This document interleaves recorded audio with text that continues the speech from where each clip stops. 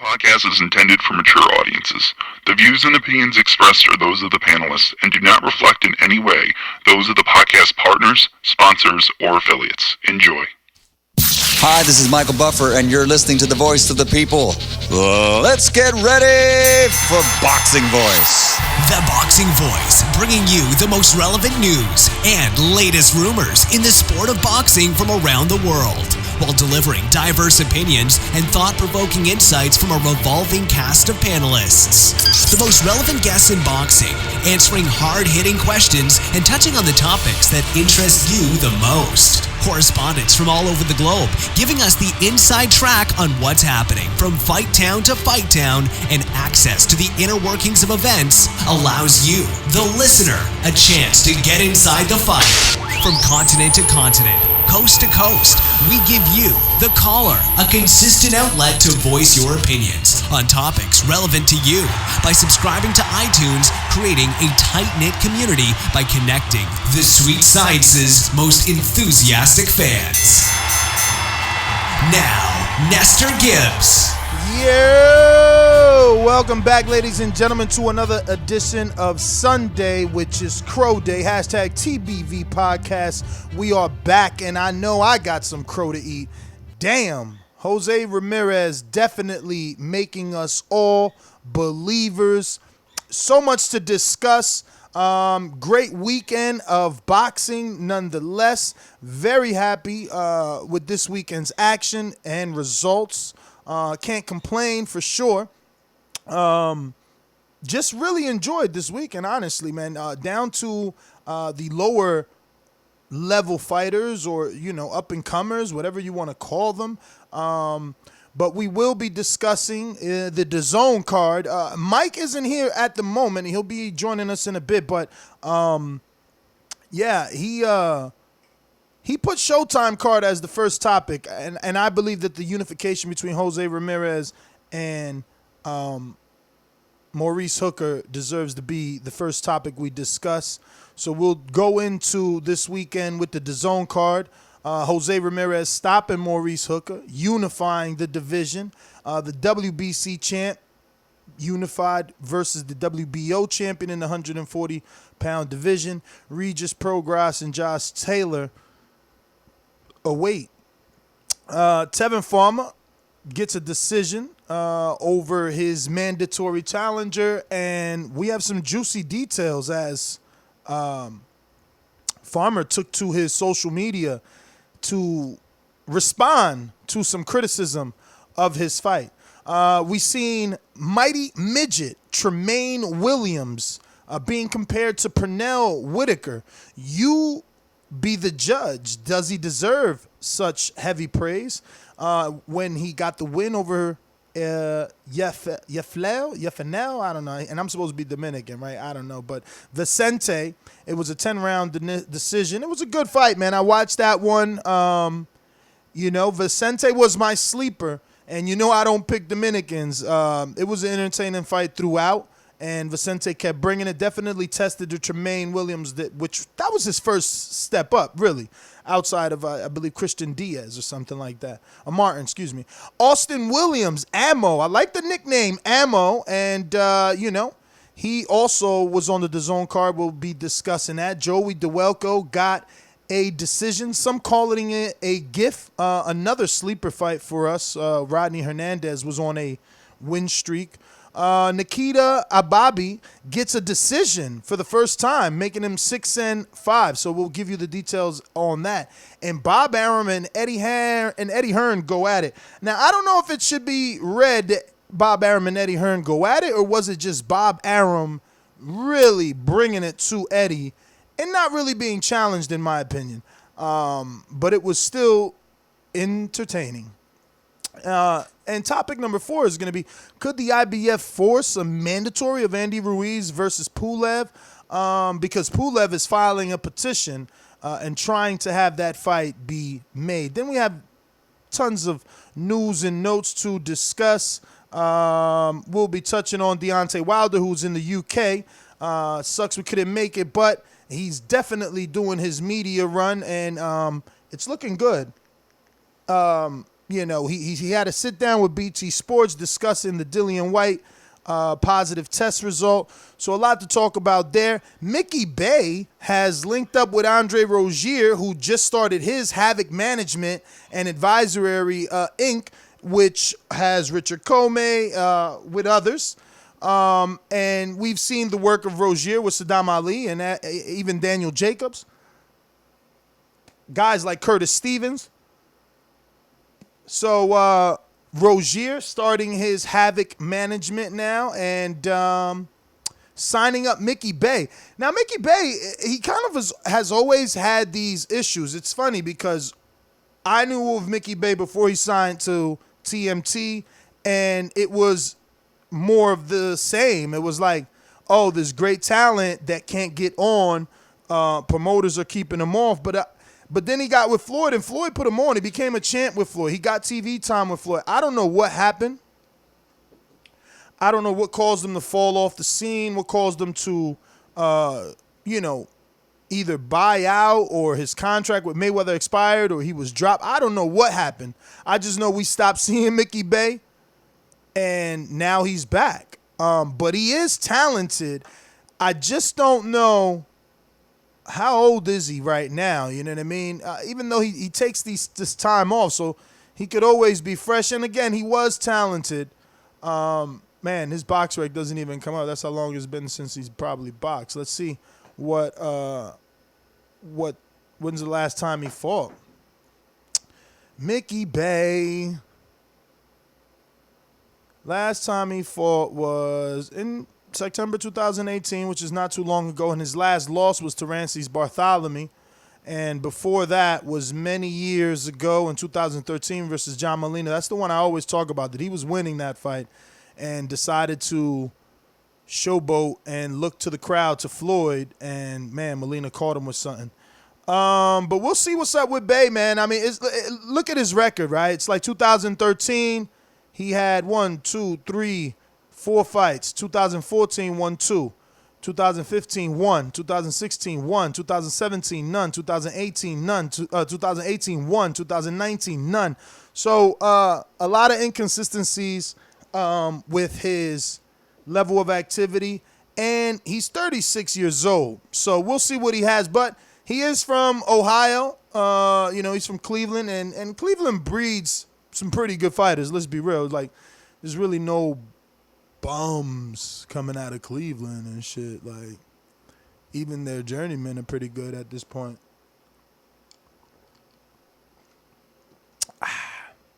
But that's like Philly, right? Philly produces them too. So what else do we got to discuss? We got Julio Cesar Chavez Sr. Bro, when I seen this news of Julio Cesar Chavez Sr. being robbed, I swore it was Junior, because Senior took to his Twitter and let the world know what happened in English and Spanish, and I'm like, whoa. And then I had to like double check, and it's like, wow, this was Cesar Chavez Jr. Like, this is Senior that was robbed at gunpoint in Mexico, and it's like, damn, not even 100 and something fights, bro, for your country. Right, representing your country, becoming a legend in the United States, in boxing, keeps you safe.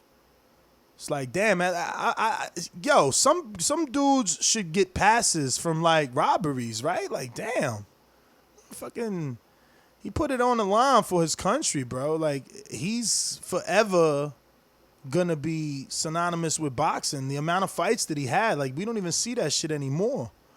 But yeah, we'll discuss that, and obviously you guys can call in and give me your takes on that. You know the number to call in, 1-425-569-5241. Press 1 time, voice your opinion right here on the Voice of the People hotline. Don't forget, you could add Nestor Gibbs on Skype to be part of the conversation as well. Man, we got to touch on Frank Warren. Furious rant on, I forgot where he writes for. Is it BBC 5 or something? I don't know. I know everybody reposted it because he went in. And it's funny. Eddie is trying to deflect with this whole Dillian White positive testing scenario. And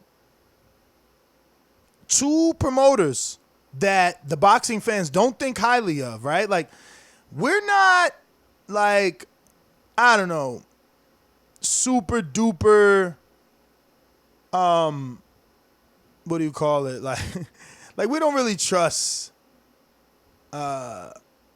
Frank, let alone, you know, what's this guy's name? Bob, right? Let me fix this camera. Sorry about that. So, I don't know. It's a little weird to me. A little weird. Or actually not weird, yet,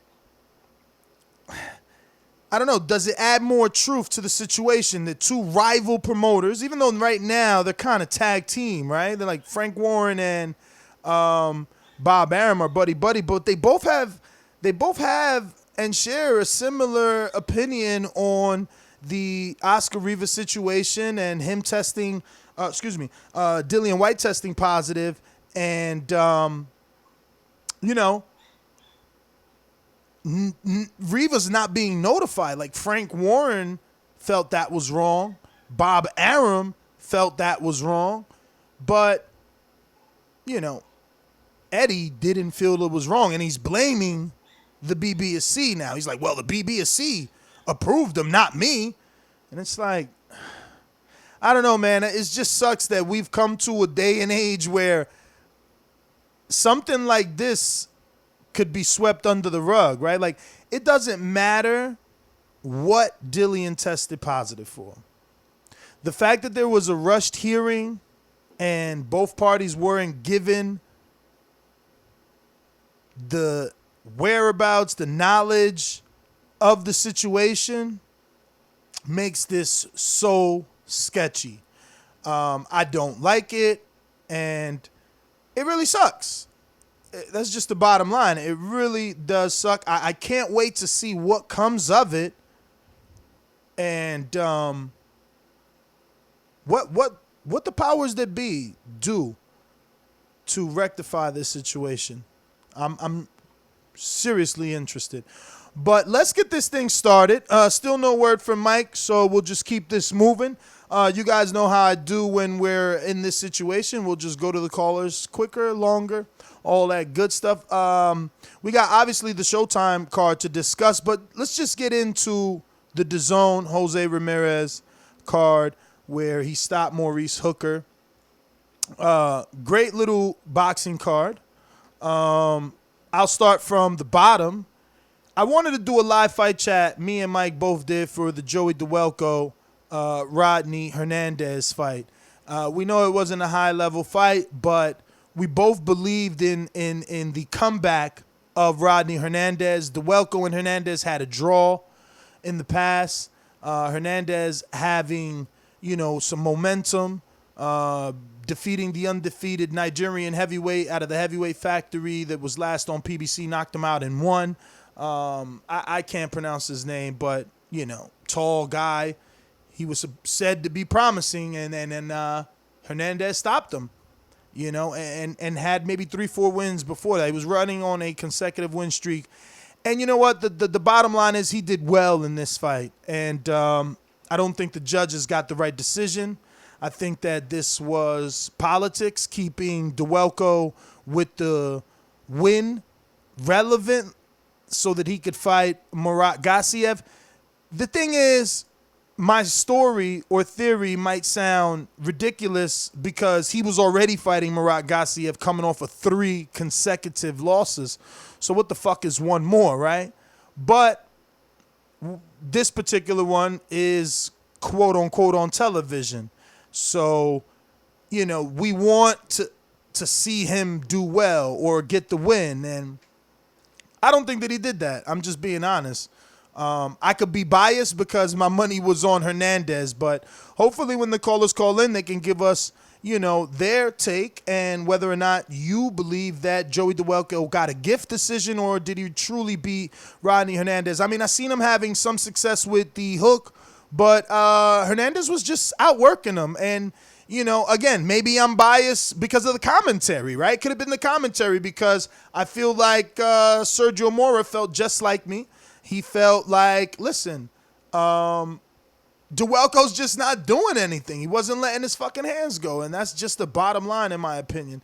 Hernandez was moving well, punching in combination, punching in bunches.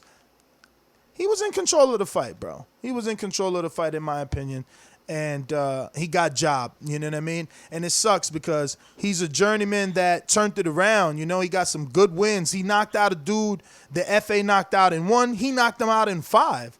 So it was like, bro, this dude was really trying to get his shit back, you know? And they derailed him. They derailed him. Hopefully he gets a return fight, but they derailed him for sure.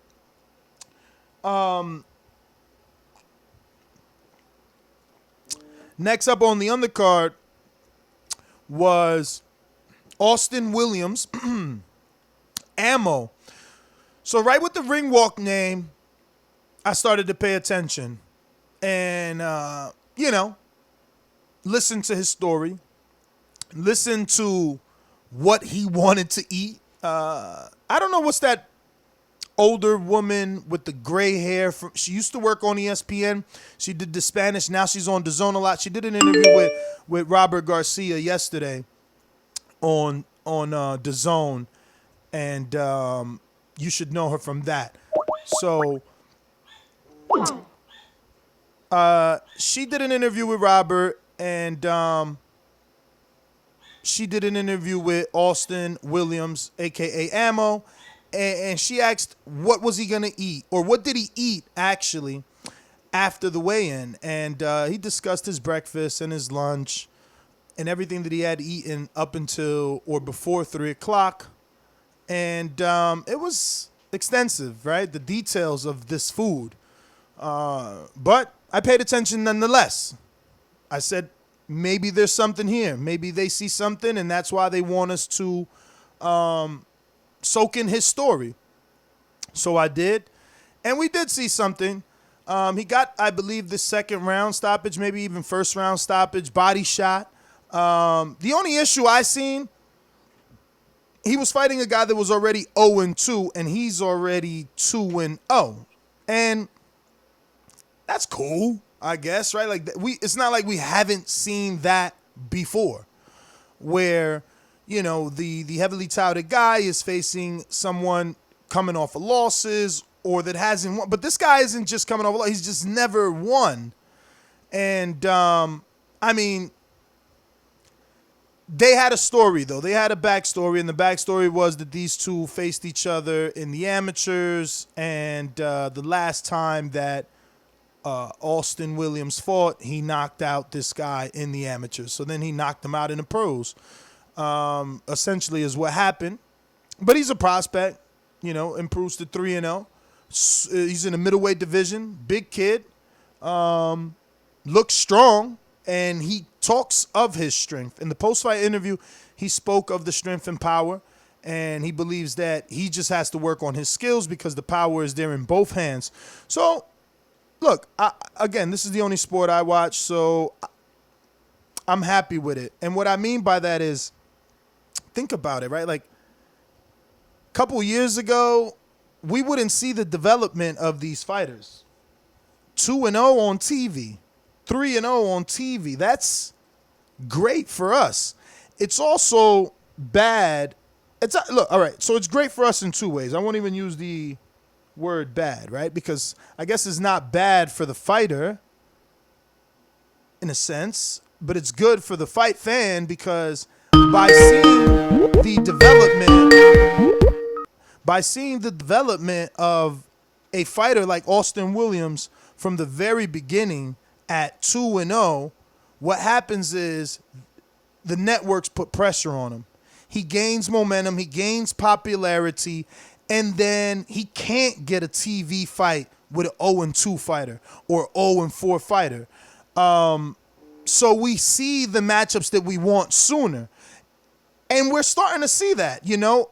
again, I use Vanes Martirosyan as my example. He was like 30-something and 0 before he got his first interim title, right? And we're seeing the Teofimo Lopez's, Shakur Stevenson's, 10, 12 and 0, Daniel Dubois, like making all this noise with 10 fights, 15 and under fights, getting titles or being, internet sensations in terms of analytics. But looks like we got our co-host here. Let me jump out to him. Big Mike in Indiana. Dollar DiBiase Production.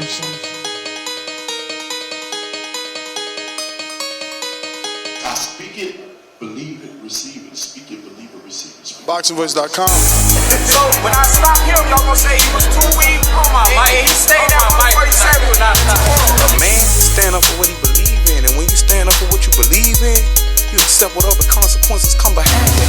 BoxingVoice.com. Yo. Welcome back, everybody out there in the TBV universe. Sorry, a little bit late, you know what I'm saying? Shit happens.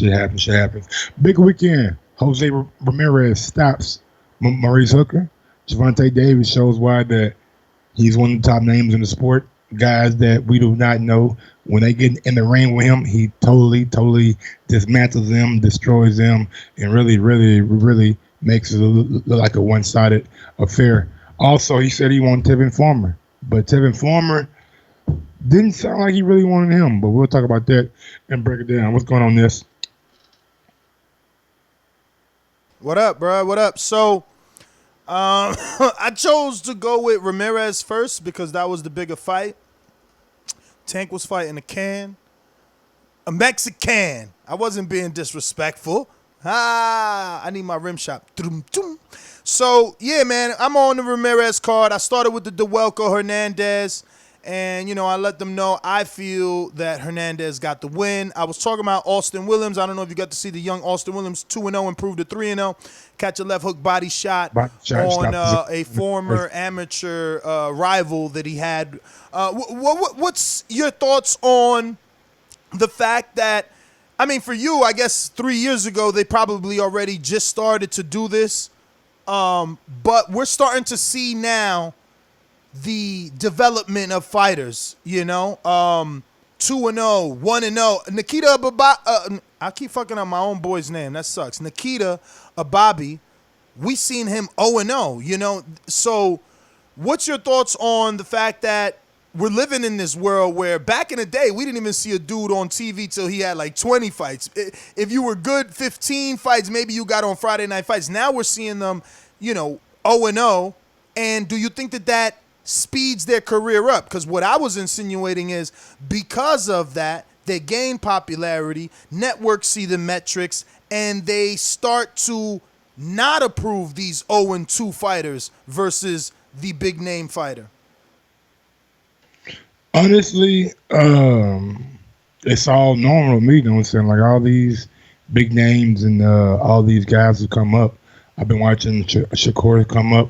I watched the whole 2016 Rio Olympics, and that's like one of the first times that the first and only time that I've seen a Olympic class come out. So it's pretty much like all normal to me. I really haven't like, oh man, we got all these young. No, it's like we got a full card. So we need to put our young prospects on there. And that's one thing Eddie did bring over with him, because he's known for like putting his prospects on the card early on and just building it up. He did it with AJ, did it with Waxy, did it with Coley, Josh Kelly. The Connor Ben. This goes on and on. So to me, man, it's all normal, but it does put them in the eye of the audience earlier, and it lets the audience decide if they want or like that kind of fighter. You know what I'm saying? So there's no coincidence that people like to see Nikita Ababiy fight, and the numbers show that. He said when you go on his YouTube page, he does good numbers. So I just think that it's just a sign of the time that we're in. Everything is so digital now. Everything is so visual now. So if there's no visual fights of these guys, and you have 3-4 hour long card, then as a promoter, then you're doing yourself a disservice. So my hands off to Matchroom, my hands off to PBC, and my hands off to Top Rank for doing that. Yeah, no, I'm excited that this is the era that we live in because believe me, like Broner's first fight, let me see if I could check it, if without being too slow with it. I believe it was something Quintero. I never heard of him. Yeah, no, it was on ESPN. I think Broner maybe had 15 fights, or maybe Quintero had 15 and Broner had 8. That probably is wrong. Broner had more than 8. I'm pretty sure because I'm telling you, bro, to get on TV with 8 fights back in the day was super hard. All right, let's see here. Screen share this. We got... Man, was it this one? Fernando Quintero? Man, maybe I was right. Maybe it was 8 fights. Fuck. I feel like the dude I seen him struggle with on ESPN was a black dude, though. Let me see how Fernando looking. But, nah, he ain't even got a pick. What up with that? So like you saying, like when you was coming up watching boxing, like you never heard of these guys who were 0-0 or 0-1. No, we never got to see that on TV. 0-0? Hell no. And that's what I'm saying. Like even the YouTube thing, like that's new and great. You know, the YouTube streams of these fights and things like that. Like, we weren't getting that. We just weren't getting that. But they heard our cries. Believe me, we were doing shows on that. Like, why they got a YouTube channel? Why they ain't just, I'm telling you. And listen, boxing listens. It might take some time, but boxing listens, man. And I'm just happy that I'm there, that I'm in an era where, I get to see Austin Williams, because I like that ring walk name. That's new. That's fresh. Ammo. I like that. And he worked the post fight well. He's like, I gotta add more to my artillery. I like it. 2-0, talking like that. 2-0, the crowd cheering for you. He sold tickets. I like it. Let's see it, man. I mean, again, in other sports, they give you the AAAs, and then they give you the major leagues and all that shit. They give you the fucking home run derbies and the U.S. versus other countries. We don't got that. So this is our, that, Give me everything you can. Like with Tank, oh my God. The amount of YouTube social media push that they did for that fight, crazy. And the numbers that he got for that fight on internet. Holy freak. Like, he buzzing analytically for real, but we'll stick to the topic. Yeah, he walked out by Lil Baby, you know what I'm saying? Nice hot rapper right now. Who's Lil Baby? What'd he sing? Close Friends. He got a song with Yo Gotti. Got some. You said Close Friends? Yeah. Let me look this up. But yeah, man, definitely got a buzz about itself. But back to the DAZN card. Ammo, yeah, man. Ammo really did. Damn, I just put Close. So that's the first thing come up. Yeah. Just seeing Ammo, you know what I'm saying? See what he's doing. And that body shot, man, against a guy that he had previous history with in the amateurs. Really, really, really look good. So excited to see him again. And Eddie's putting these guys on cards, man. I know him. What's my other guy's name? A little bit smaller, but Eddie been putting him on cards like a motherfucker. Yeah, man. So obviously our sleeper fight. Freddie Hernandez, man, he won that fight. I don't care. Go ahead. Wait a minute. Freddie Hernandez faced who? Joey Dawejko. Oh, you talking about Rodney Hernandez, bro? I mean, yeah, Rodney. Because I'm like, wait, Freddie? No, because Freddie fought yesterday too. Oh, he did? Yeah. Freddie fought somebody yesterday. I remember that I didn't bet on that fight. He fought a middleweight or junior middleweight. I don't know. Aleem? Huh? Did he fight Aleem? Aleem. But that fight got canceled. Yeah, it got canceled, yeah. What happened? Yeah, it was a shock to me because I was looking for it on the Showtime YouTube page because I was going to go back and watch it, but I didn't see it. So Yo, you know how I found out? How? My betting slip. That shit was like yellow or something. That shit said void. Something about the fight. I'm like, what the put it up? Speaking about betting slip, my sleeper fight of the night is next on the DAZN card. Tramaine Mighty Midget Williams, undefeated Rock Nation fighter. People calling him the next Pernell Whitaker. I don't know if he showed that in this particular fight, Mike. And, I don't appreciate the pre-pro hatred. I know it's all in fun, but I never picked Vicente. And I was very specific throughout the many years in picking a Dominican. What I did say is that Vicente knocked out an undefeated Dominican, and he has been on a knockout streak and not an undefeated streak, but a winning streak for some time. That being said, he still pushed Tramaine Williams. He did not get the win the way that we wanted to or hoped that he would, because he was the underdog and we needed him to. Let's be real. We got these sourpuss bettors out here blaming me when I said, yo, they're calling Tramaine the next Pernell Whitaker. But this kid, Vicente, has crazy power and Williams has no power. Okay? Now, what Williams showed us is that with that straight left, he rocked Vicente.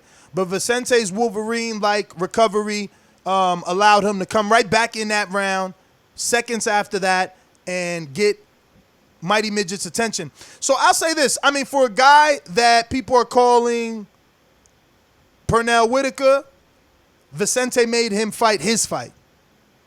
Pernell was not moving. He was not evading punches.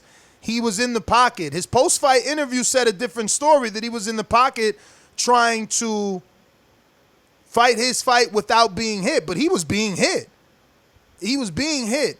It's just Vicente he was not accurate, man. I gotta stop playing with my money. I'm gonna be real. Wednesday, I'm gonna start watching these bum ass niggas fight, because if I would have seen Vicente's style, regardless of the power, I wouldn't have picked him to win on a bet. But he still pushed the shit out of Midget. Midget need to pump the fucking brakes. They talking about title shot next too. They talking about Daniel Roman, right? And that's not the right route. I'm just keeping it real, because Daniel Roman, we don't even know if he gonna win his next fight. Let's just be real. He in there with a dude that's 6-0 and already getting a title shot. Now, I ain't never seen that dude fight, but I believe he's Ukrainian, and he's 6-0 getting a title shot, mandatory shot. Like, there is some reason. I haven't seen him fight, but he ain't there for no reason. That's for sure. What sanctioned body is it? Maybe the IBF. His name is an Eddie Hearn fighter too. It's like, you don't know what I'm talking about? No, I was just pointing out the fact that it was a different sanctioned body that dude was doing something odd. We had a long argument about that on the last flagship show. What do you mean, dude was doing something odd? Wait. Were you and I talking about this, or you talking about you had a conversation with someone else? Because what you mean, dude was doing something odd? I mean, something odd done by a sanctioned body, the guy who's 6-0 getting the title shot. Oh. And what I was saying is, we had a long conversation about this last time about sanctioned bodies doing things for certain promoters, but in your opinion, it was only one doing that. But we ain't gonna go down that route. I mean, I gotta Google it, bro, to see who is the dude. Daniel Roman, mandatory. Don't even matter, bro. But Akhmadiyalev. This is what I'm saying. Vicente, WBA is the one doing it, Mike. That's supposed to be like a thumbs up or something. But Vicente, I don't know him at all. I didn't even watch this fight. I just was watching the pre-pro and laughing at guys giving you hell about late morning Texas, 5 a.m, talking about Vicente and shit. Hey, send me that screenshot, big dog. I need to read that motherfucker. But yeah, man, I don't know shit about that guy, man. So you ain't watched the fight? Hell no. Yeah, cuz Mighty Midget about to get a title shot. Who was Mighty Midget? Tramaine Williams. I thought you said he was like 7-0, 8-0. Huh? I thought he was like 8 or 9-0. No. Tramaine is 19-0. Oh, okay, yeah. So Tramaine beat the brakes out that boy. I seen the highlights. I don't even know why you thought Tramaine was He gonna lose. beat the break. Nah, dog. They good with. Come on, bruh. Highlights. That's fucking editing, bruh. They picking all the best shots. Then he ain't beat no breaks. He ain't beat no breaks, Mike. But whatever. It don't gotta. I ain't gotta argue with you. You keep it moving. Yeah. My bad. You picked didn't work out, big dog. My bad. I'm sorry. I apologize. No. Remember, I picked Tramaine on the show. Picking Vicente on a bet slip. It's totally different, dog. Like, people need to know how to separate the two. I mean, I know, but you was passionate about Vicente being the upset. Pick a win. You know what I'm saying? We go back to the betting show, but we ain't gonna go down that road, man. It's all good, man. It's all good, big dog. Let me see. Go ahead and give me my crow for Hooker right quick, and Gamboa. Gamboa.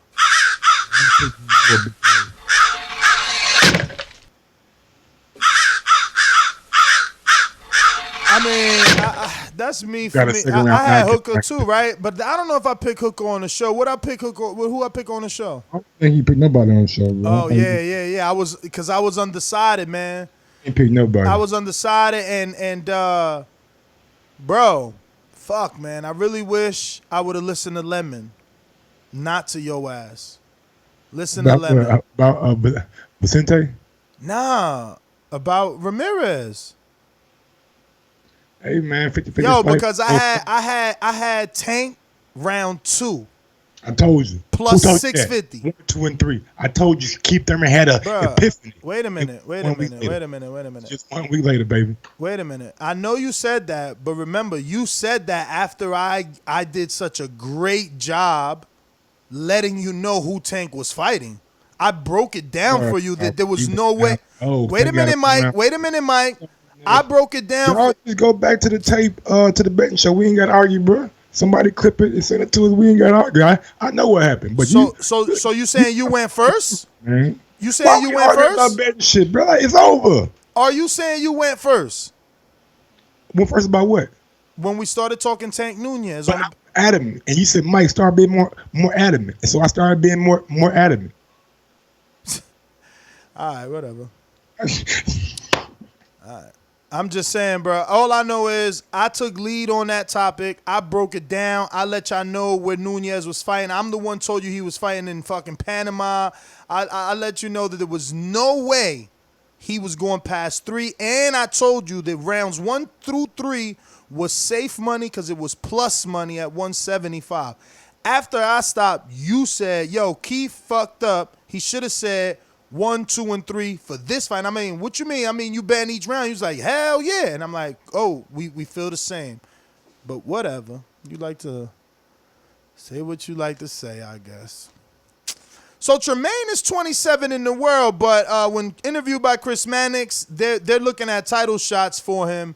I'm just trying to see. Oh, yeah, he said that Navarrete dude. So he wants Navarrete, but isn't Navarrete with Top Rank?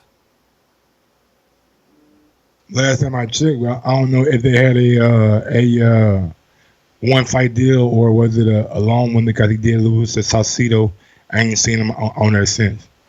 Okay, so they mentioned, he mentioned Navarrete, and I believe, if I remember correctly, Mannix is the one that threw Ray Vargas and Daniel Roman at him. Again, Daniel Roman, I believe a mandatory has been called. I mean, I think I just found an article on it, but if he could slide a voluntary in, it's looking like DAZN is putting the feelers out there for Tramaine Williams. That sounds safe. Oh, he did do some good avoiding. Oh shit, nigga turned his back. They got to do a little bit more with Tramaine before I throw him out there. Give him one more fight in between, you know what I'm saying, before they take him to a title shot. Yeah. I mean, he did some good defensive moves in there, and that was a puncher, right? I don't know how big of a puncher, but it was a puncher, and he took them shots well, and he hurt Vicente with that straight left. Only once, but he hurt him. That fucking left leg buckled and shook, man. It was good. I'm sure that he'll get better. This was his first, TV time fight. So with more television time, he's going to prepare more. Plus, he just got off parole. He said it now. He could train and he could do things. He could lead a country without having to act and all that stuff. So, hopefully he gets better because he looks decent. Tevin Farmer was up next. I'm going to be real. No disrespect to Tev. I passed out like fourth round. Look at Tevin. Huh? I didn't have to watch the fight to know what was going to happen in the fight. You move around. You box. You fight the guy who took John O'Carroll to a draw. You fought both guys. So I figured if you beat John O'Carroll, then you beat him. You know what I'm saying? So, and you chose to go to war with John O'Carroll, but you chose to box this guy, and the crowd really didn't appreciate it too much. They thought it was kind of lackluster and boring. They started booing you. So no disrespect to you, Tevin, but I did not sit down and thoroughly watch their fight because when you were fighting, Tank Davis was knocking a motherfucker out. Senseless.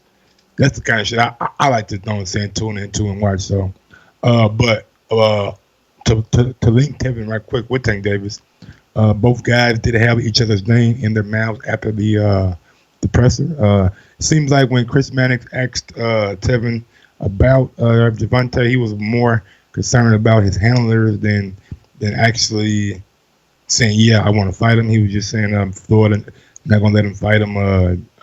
Ababiy not going to let him fight him. So I didn't like the kind of fight. I think that's the truth, though. Like, yeah, up until now, like Leonard Ellerby and Floyd keep coming out saying that they not doing that, they're not going in that direction, and they're not worried about Farmer. They're not thinking about, especially Ellerby. So, I think that Farmer's just echoing what they've been saying. And I think it's another approach too, Mike. Think about it. If you keep asking for something that you ain't getting, maybe if you start saying you're not interested anymore, it flips, because I feel like it did now, right? Didn't Gervonta come out and fucking finally say Tevin's name in his post-fight? But they've been going back and forth on Twitter, and sometimes on Twitter, but he never gave him his platform. I got all that. I got you. But Tevin did run down on him in Vegas about a year and a half ago. Seemed like he was very, very interested in that fight then. Seemed like he wasn't making any kind of excuses now.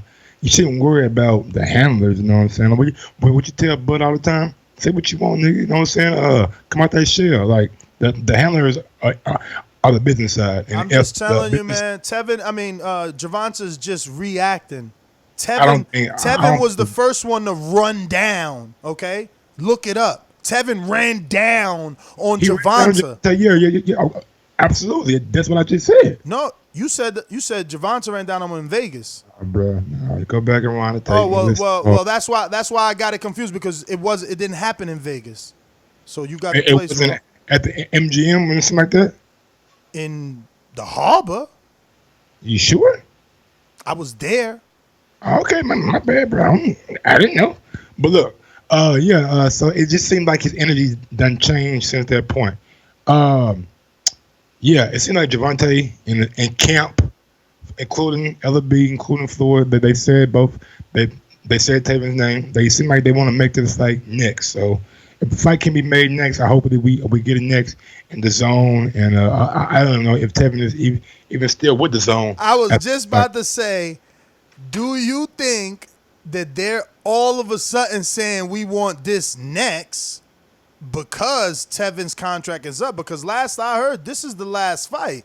And he's with Lou DiBella, who still got the phone calls from Al. You never know what they're offering on the table for that unification now. Yeah, bro, I don't know. I don't know about that, but it seems like a little bit too thought out and far-fetched for me, you know what I'm saying? I don't think they were worried about Tevin like that to know his contract situation and know that he was going to be in his last fight. But I do want to see the fight between him and Gervonta. Good fight. Been talking about it for a couple of years now. Need to happen. Lou, Eddie, The Zone, Showtime, Mayweather Promotions. Go ahead and make that fight, man, and give it one for the fans and the East Coast. You know what I'm saying? Because it's Philly, it's Baltimore. That's a big clash right there, man. That's a big clash. That's two proud cities. 2 proud cities in America, 2 tough cities, 2 gritty cities, 2 hard cities. Shit, man, make that shit happen. The thing is, they're going to take it out of that city, I'm sure. It's going to be in New York. Because Tank, how many tickets did Tank sell yesterday? I think he sold a lot. Say 12,000. All right. But they need a bigger arena for that fight. If he going to sell 12 with Nunez, what the fuck he going to do with Farmer? He sold 12 with Nunez. Jeez Louise. That is a lot. That's a lot. And he brought some names out, you know what I'm saying? I don't even think anyone else other than Khan and Lamont did that much. You got to check how much DC Armory hold. It might be only 9,000. Let me see how many tickets Khan and make it hold as much as that arena that Tevin was in yesterday. What arena was that? I know. And is there a basketball team in Baltimore that I'm forgetting? I don't think so. I think the only one in Maryland is the Washington Wizards. Okay, yeah. But yeah, man, he brought out the people, bro. Like I was thoroughly surprised that when I seen Lil Baby coming out with him rapping, I was like, damn, he really is like a figure and a star that somebody know. Odell Beckham Jr., you know what I'm saying? Like, these are names that are like A-list, kind of like celebrities in their own right, in their own genre. I'm not saying that Lil Baby is like an A-list and like the whole overall, but when it comes to hip-hop right now, he's hot. He's on all the younger generation tongue, you know what I'm saying? So, and when it comes to Odell Beckham Jr., everybody know Odell. But yeah, man, it was great to see. Great to see the city come out and support Tank. And just great to see Tank, you know what I'm saying, happy and smiling, you know what I'm saying, and really just soaking it all in. I'd be happy for guys that get these kind of homecoming fights because I know it means a lot to them fighting. Just coming up and shit. It was nearly sellout crowd of 8,647, and that's Khan and Peterson. So, damn, shout out to Tank. 12,000 with Nunez. That's good.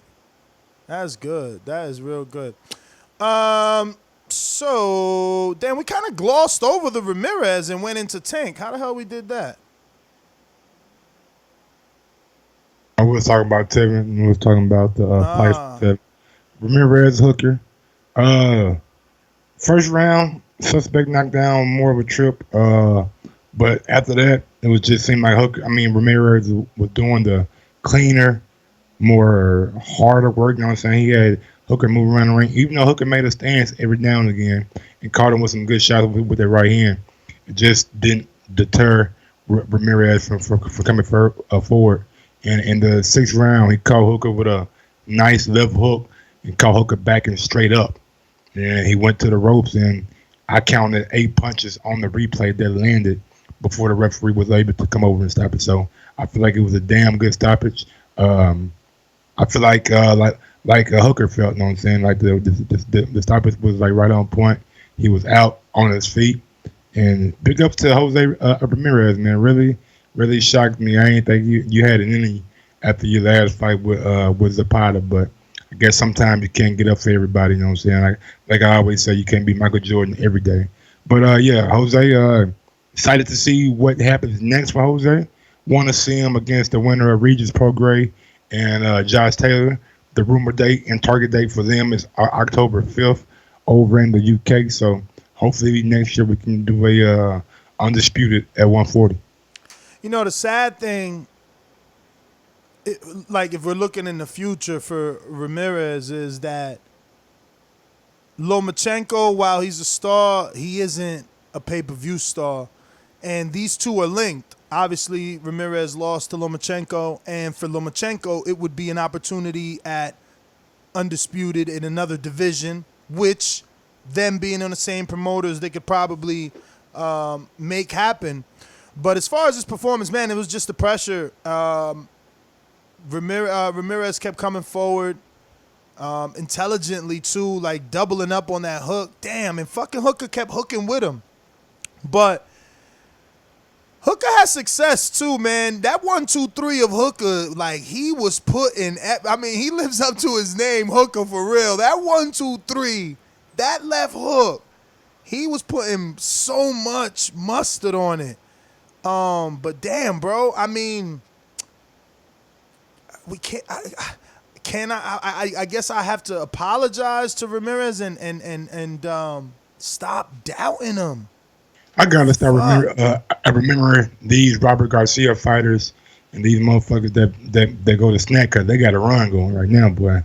Caleb Plant, Julian Williams, these guys that are over there that are using the snack facilities are really coming to the top. So I gotta when I make my picks from now on, I gotta take into consideration the trainer and like what these guys are doing in their off time. Cause whatever they got going on over at Snack, man, is working and shit. Yeah, it should entice more boxers to come over there, man. Cause we seen from Jose Ramirez looks like Josecito Lopez against Keith Thurman. Coming. Nothing's gonna deter me. I'm coming. So yeah. Okay, I see how you're looking at it. Cause I was gonna say, cause the Robert Garcia camp has taken some losses. Like major losses this year too, but I see you're talking about the style, like the come forward style, and the fact that they all training together, or they probably got the same tank engine style. I guess, I mean, Ramirez definitely was coming forward, and what I always factor in is the level of spawn that he's getting in that Robert Garcia camp. Obviously, you know what I'm saying. He get the spar with Mikey, he getting the spar with Virgil Ortiz. So many good people is just flooded over there with talent, but. Shout out to Ramirez, man. I mean, how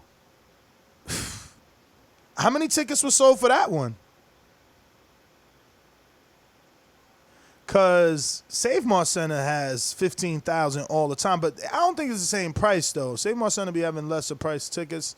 But, I mean, I think Ramirez has earned a go back to Save Mar, and, who's he fighting next over there that isn't crazy. He gonna definitely do a homecoming fight for him, man. They gonna pack that bitch out and they gonna have a celebration for him because he do great numbers over there. Yeah, it's time like sell out every time, 14,000, 16,000 in the arena. So I expect a big homecoming fight for him later on this fall. Yeah, man.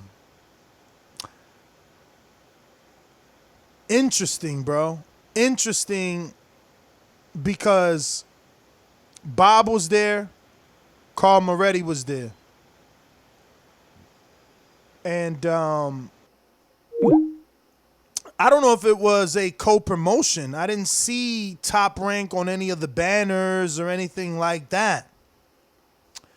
And I'm asking myself, if they could send Ramirez over there to get that belt, is that based on the matchmakers believing Ramirez could beat Hooker? Or was that based off the offer that Eddie and DAZN put forth for Ramirez? Because there was a headline out there by Ramirez saying that he's receiving more money for this unification fight with Hooker than any of the guys in the World Boxing Super Series. So he said that his check is bigger than any of the money the guys in the World Boxing Super Series at 140 is getting. And was it that? Was it the offer so good that Bob said, hey, it's probably better that you go over there? Or was it Bob and his handlers, right, saying, nah, we know you're going to win? Because it just makes me think. They got other fighters that they must believe in if they believed in Ramirez, right? Like, obviously, the biggest name to come up is Earl. Like, you would figure they would believe in Earl and send him to go do exactly what it is that Ramirez did. So, interesting. I want to ask you how you feel like that shit's going to play out with the whole Josh Taylor and Regis Prograis. Who's going to win that? And do you think that we can get that matchup? And just, forecasting from like what you've seen already from both guys, who you get a favor to, depending on. I don't know, man. I mean, the way the World Boxing Super Series is so iffy. Inconsistent. we got to see if they're gonna actually have their fight, because those guys might get out. I've seen Nonito like, yo, if they don't get me a fight, I'm bailing. So if Nonito's saying that, pretty soon Prograis could be saying that. But I don't think that we don't get that fight. I think because Prograis is with Lou DiBella, he doesn't have anything big. He doesn't have any big television deal. He's already fighting on DAZN with the World Boxing Super Series. It's going to be an easy link to bring him to DAZN. Problem is... he said, nigga, whoever got the biggest bag, that's where I'm going. And that's the thing. The problem is those belts are not in DAZN. So if he's going to take the check to go to DAZN to be the Hooker champion again, right? Like Hooker was I'll take the money, I'll be your champion, and then... they make the unification however they can, and you get your money that way. A little longer route, but you might get the Tevin Farmer route too. They might bring you there, and Regis get to have a bunch of showcases to not only hone in on the skills, but collect some checks until he gets that unification that he's waiting for. Also, he said shit, he ain't trying to play around at 140 either. So he's saying he's trying to get that fight, then hopefully immediately get the Jose Ramirez fight within one fight after the Taylor fight, and then he planning on moving up. I don't think he really... I know he's big for 140, you know what I'm saying? Not for stature, but he's just a thick guy, so I think 147, you know what I'm saying, gonna have another... Man, I know he want that smoke with Bud, but I don't want to see that. I want to see him properly get acclimated to the weight, Because, yeah, I think Lou DiBella done been around a long time. I think he's going to advise him, write him. Nah, man. Lou's the same dude that sent Felix Diaz to fight Crawford. But Felix Diaz not Regis Prograis in the Lou DiBella Exactly. stable. Felix Diaz was a fucking gold medalist. But as far as the amateur, we see more promise, in my opinion, from Regis Prograis. Yeah. Amateur or you mean pros? As far as the pro, far as a professional, we see more promise. Exactly. And I don't think Lou is going to throw his But why, though? But why? Because they halted Felix Diaz's career. Diaz, first of all, had a controversial loss with Lamont Peterson where the world thought he won. And right? then Lamont popped, right? So that's what, huh? Did Lamont pop for something after that fight, or was it a different fight? I don't remember Lamont. I mean, you have to Google it. I don't remember Lamont popping for that fight. That might be the Khan fight, my bad. Yeah, that's the only fight I ever remember him popping for, and after that... I apologize to Lamont. I ain't trying to throw another drug test on you. So much shit going around these days, you know what I'm saying? You might just catch it. So what was I saying here? Lou thought Diaz won that fight, and that's how he got the Crawford fight. But that's what I'm saying. Do you sit down with your guy and be like, yo, I got a title shot coming in. What was that, a unification at the time? Nah, just a title shot for him. I got a title shot coming in from the other side, from Bob Arum, and it's for this guy. What'd you think? Nah, give it to me. Let's go. My man probably ain't even seen no dough yet. That's why if you read this, if you lose DiBella, you ain't bring it to Regis. I know you got an obligation, but sometimes it's a shady business, man. Take that shit away, give Regis a couple more fights at 147, then. Yeah, but that's the thing. He's got to present it that way. He's got to say, here goes your title shot with Crawford, but DAZN is offering you 3-fight deal right here. Let's take this. That Crawford fight still going to be there. That's how he got to do it. You can get Jesse Vargas, no sense, somebody who fights. Yeah, man, no need. There's no need. Listen, how old is he? Regis, I think he's almost 30. If not, he's close to it. He's 20, 28, 29. Around there. He's still got 2 years younger than Crawford, and he's right there with Earl. If we do it right, you know what I'm saying, he could have almost 6 more fights before he turned 31. You know what I'm saying? So, and I'm only saying all this because I don't want to be typical Ness and be like, yo, he's already with Lou, he should just go over there. Because he really should just go over there. There's more belts over there. There's more fights over there. There's been rumors, when the last time we seen Lou. Well, we seen him last night, my bad. So, the thing is, there's more belts, there's more fights over there, but... The own event. When was the last time we seen Lou at a PBC event? I don't know. I'm pretty sure that Lou isn't gonna... Because I seen those fake rumors, right? And look, I text Lou. He'll answer me, right? I had just sent him... I don't know what I'm saying. That's a good question we got, but the Tevin Farmer fight, you know what I'm saying, about PBC and other shit, but... I just don't believe that rumor, right? Because, the basis of that rumor is that he ain't fucking with Al because he fucking with Fight Pass? Man, are you crazy? Like, half these dudes that are talking this rumor, they don't even receive Lou DiBella's email on the Fight Pass fight cards. Yeah, like, you're right. The fighters that he like, there's no way Lou closed the door to open up a door for lesser known fighters. Like, and we all know Broadway boxing is a separate. Yeah, Broadway boxing is like Lou's own thing. The easiest way to do Broadway boxing to let you know what it is, it's like a Friday Night Fights showbox type of thing. Speaking of, isn't someone doing like a digital series up and coming fighter thing now or no? Did I? They are. I didn't know. I thought I seen that. I was digging for shit today. You know, I ain't see that shit. Yeah, man. I thought I seen that. Along with an interesting article on streaming and the future of it. Very intriguing article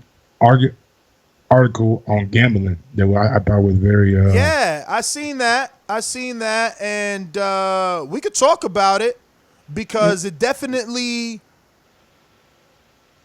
based off the article, and just based off my own emotions, it's raised the level of interest in boxing. For myself, again, like, you weren't even on this. I was about to say this morning. You weren't even on in the beginning when I said, bro, me and Mike was going to do a fight chat for Joey Dawejko and Rodney Hernandez. For two journeymen, that's because of betting. So betting definitely brings in a new level of interest, and a new fan or an old fan comes back. So, yeah, man, the fact that New Jersey and Pennsylvania have already adapted it. There's a lot of other states that are starting to implement it, and I hope it takes over, you know. I have guys calling me weekly now, you know, alumni. Like, yo, DraftKings ain't working for me. I'm like, bro, you could drive to Jersey, you know, drive and turn around, bro. Put that bet in. Don't even drive and turn around. If you don't drive to Jersey, go to the motherfucking complex, right? Like, and like actually enjoy yourself, because the way Nets make it sound like it's a restaurant, it's a bar. The FanDuel one, yeah, they got a whole lounge with all the bells and whistles. So if you want to go to, you can go to FanDuel and even use your phone and do DraftKings. So if you want to go to New Jersey, in my opinion, you'll be doing yourself a disservice not stopping by the FanDuel and just checking it out. Yeah, it's gambling. Yeah, man. I mean, look, it's definitely made it more fun for me. I'm fucking mad though, bro. I lost, man. Not only is it more fun, but it just gives us like a more knowledge about guys that who we don't know. And when we see him again down the line, we're like, oh, man, he got a fight with so and so, and he ain't no bitch, you know what I'm saying? Like the guy who fought Teofimo Lopez, whoever he fight again, I'm thinking like he gonna go to a decision. Like he's not. Damn, you don't even care who he fight. They going to decision with him. Nick Beltran, they put him up. Let's go. Wherever Bob gonna give him. I know Ito supposed to be fighting somebody in Japan. He's coming off that loss. Yeah, I seen that. Hearn, so bring up to Ito. Know what I'm saying? Glad Bob is. Hearn, man. Hearn getting that Roach fight, man. Yo. This is crazy, man. God is good, man. Look at how his career turned around, bro. Like, he got the Ito fight, and that gives you, like, you a true champ. Because you beat Ito. Ito beat Diaz, right? Petufo. And honestly, if you want to just, like, compare something, like, we can look at Jamil Hearn and look at Ladarius Miller, somebody who beat Jamil Hearn, and we see the level of progression of both careers. Yeah. Point. Oh, my God. Speaking of progression, a lot of credit goes to Brian McIntyre, who now is taking over the services of lead trainer for Rob Brandt. Rob Brandt is now going to be trained by Brian McIntyre. Get the fuck out of here. Yeah. Oh, you ain't see that? I put it in the pre-pro. Yeah, Rob. Yeah, bro. You gonna fuck around and be my motherfucking favorite middleweight nigga. Keep on fucking around, Rob. But nah, man. After, let me get the details, but obviously they both were in Texas. Rob is from Texas, and they linked up, man. And Brian McIntyre will be the new trainer for the former secondary, which means obviously the regular WBA champ and TBV Patreon Rob Brandt, 25-2 with 17 KOs. McIntyre told ESPN on Saturday he replaces Eddie Mustafa Muhammad in the wake of Brandt's second-round knockout loss to Ryota Murata, a.k.a. Toyota Corolla. That cost him his belt in July 12 rematch. McIntyre said that he was introduced to Bryant through junior lightweight titleist Jamel Herring, whom McIntyre trains. After some discussions, he and Brandt met Friday night in Dallas and made a deal. Brandt lives in Dallas, and McIntyre was in town for the Maurice Hooker Ramirez. McIntyre, who is best known for welterweight titleist Terrence Crawford, trainer and manager, said he likes Brandt's determination. And I heard he's a very disciplined fighter. I like working with disciplined fighters. End quote. It's a good look for Brandt, you know what I'm saying?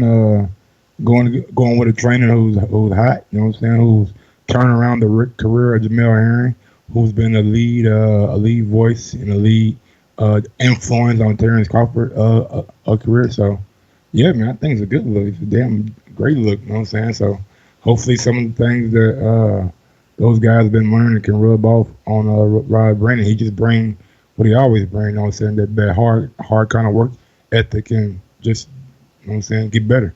Glad to see it, you know what I'm saying? Hate it for Eddie Mustafa Muhammad because I don't think it was entirely Eddie's fault, you know what I'm saying, what happened, but sometimes you lose fighters. Yeah, man. The issue that I have with this news is he's changing the train every time he loses. I was going to say that, but I didn't want to be like I was trying to look at the bad thing, but yeah. That's the only issue I'm having, man. Lost to Bramer, you know what I'm saying? You left Dare James. Eddie Mustafa was able to guide you to a world title, you know what I'm saying? Even though it was a regular, still people sometimes consider it as a world title. So, yeah, I think Eddie didn't deserve it, but I could understand, you know what I'm saying, maybe wanting a fresh breath and a fresh ear and maybe just being around some fighters that are successful in their weight classes. But he already had that, though, right? He was already in camp with Earl Spence and Derek James and Jamel Charlo, like, and you know, when we asked him, it's like, yo, you know, it just wasn't for me, and that's cool. It wasn't for you. But look, whatever works, man, whatever works, because I fuck with Brandt heavy duty. So, you know, we need to give him a shot, see what's going to work for him, and go from there, you know? Let him do his thing. Obviously, we seen that Brian McIntyre can really turn around a fighter's career. You know, we seen it with Jamel Herring. We got to give him the opportunity to do it again with Rob Brandt. And you know that Rob Brandt is with the right promoter. If he sticks with McIntyre, he might stick with Top Rank. Because you see that McIntyre brought in Herring, and then Herring got to deal with Top Rank. McIntyre's not only training, but he's managing too. This is not a game for him. He's being intelligent. Much like Freddie. Freddie had his own management company as well when he was in his prime. And Robert Garcia's doing the same thing as well. So it's only expansion. You know, you can only be a trainer for so long, and you can only make so much as a trainer. So shout out to Brian McIntyre expanding his stable with some familiar names. Definitely some familiar names. So, you know, credit to them. And what else we got? Moving on to the Showtime card. Ladarius Miller gets a split decision over Jezreel Corrales. Corrales felt like he was jobbed. He didn't feel like he lost the fight. I didn't really watch that fight because I told you guys I wasn't, you know what I'm saying? Like, I've seen the. It was hard to watch. I'll take over then. I did watch it. It was hard to watch, though. One thing I want to add, I've seen Ladarius Miller time and time, like 3 or 4 times, and just like he doesn't really let his hands go, doesn't really do enough in the fight. So I don't know if that happened last night, but I'm pretty sure. That's kind of it. He plays the role of a counterpuncher, and the issue with that is that Jezreel Corrales is not. I'm not gonna call him herky jerky, but he shifts positions a lot. Like you don't know what he's doing. If anything, he reminds me of a young Javier Fortuna and a poor man Sergio Martinez. Right? He would like take his lead foot and place it to the left, place it to the right, so like stepping left, stepping right, giving Miller different looks. And Miller would just sit there. You know, he had a good success with his right hook, but he just wasn't active enough. I mean, he was more accurate than Jezreel for sure. Jezreel was a wild guy. Whenever he wasn't using his feet as defense, right, to keep Miller thinking, he was using his feet to fucking dart in a manner that was going to lead to a clinch because they're southpaw orthodox, or rather they were both southpaws, but they were like clashing heads. It was just a lot of clinching, very little action. They really couldn't hurt each other. So I could see where it was hard to watch, you know, even for purists. But Miller, you know, Ladarius, I thought he got the win in my opinion, but I also picked him on a betting slip. Alrighty then. Moving on to the co-main event. Gamboa is able to stop. Oh man, it was shocking to me. In the second round, he stopped Rocky Martinez. Yeah, that was shocking to me. I didn't think Gamboa was still, you know what I'm saying, had it in him, but he apparently wanted that Tank fight. So if we don't see Tank and Farmer, I guarantee you we'll see Tank and Gamboa. Brian, and you know what? For Gamboa, what'd he get? He got one big fight with the Crawford. I wonder if he got paid well for that, you know, because he was already in hot water with Top Rank. So, I don't know. He walked away from that Rios fight. I just don't know. I just don't know. Like, I don't know. Is he cashing himself out trying to fight Tank? Or, because, like, bro, he got one fight and you want to fight Tank? Yeah, round, I mean. And it wasn't even a fight. It was 2 rounds, so. It must be a big money fight for him. You know what I'm saying? It must be a lot of bread on the table for that fight. And that's what I'm saying. Is it a cash out? Like, because. Honestly, I don't mean to sound it's like harsh, Adam Kovnacki, right? Like, he feels he could beat AJ. That's why he ain't take that Rush AJ deal. Like, does Gamboa think he can beat Tank? You know? And how could he make that weight? He's not making 130. He's not making 130, bro.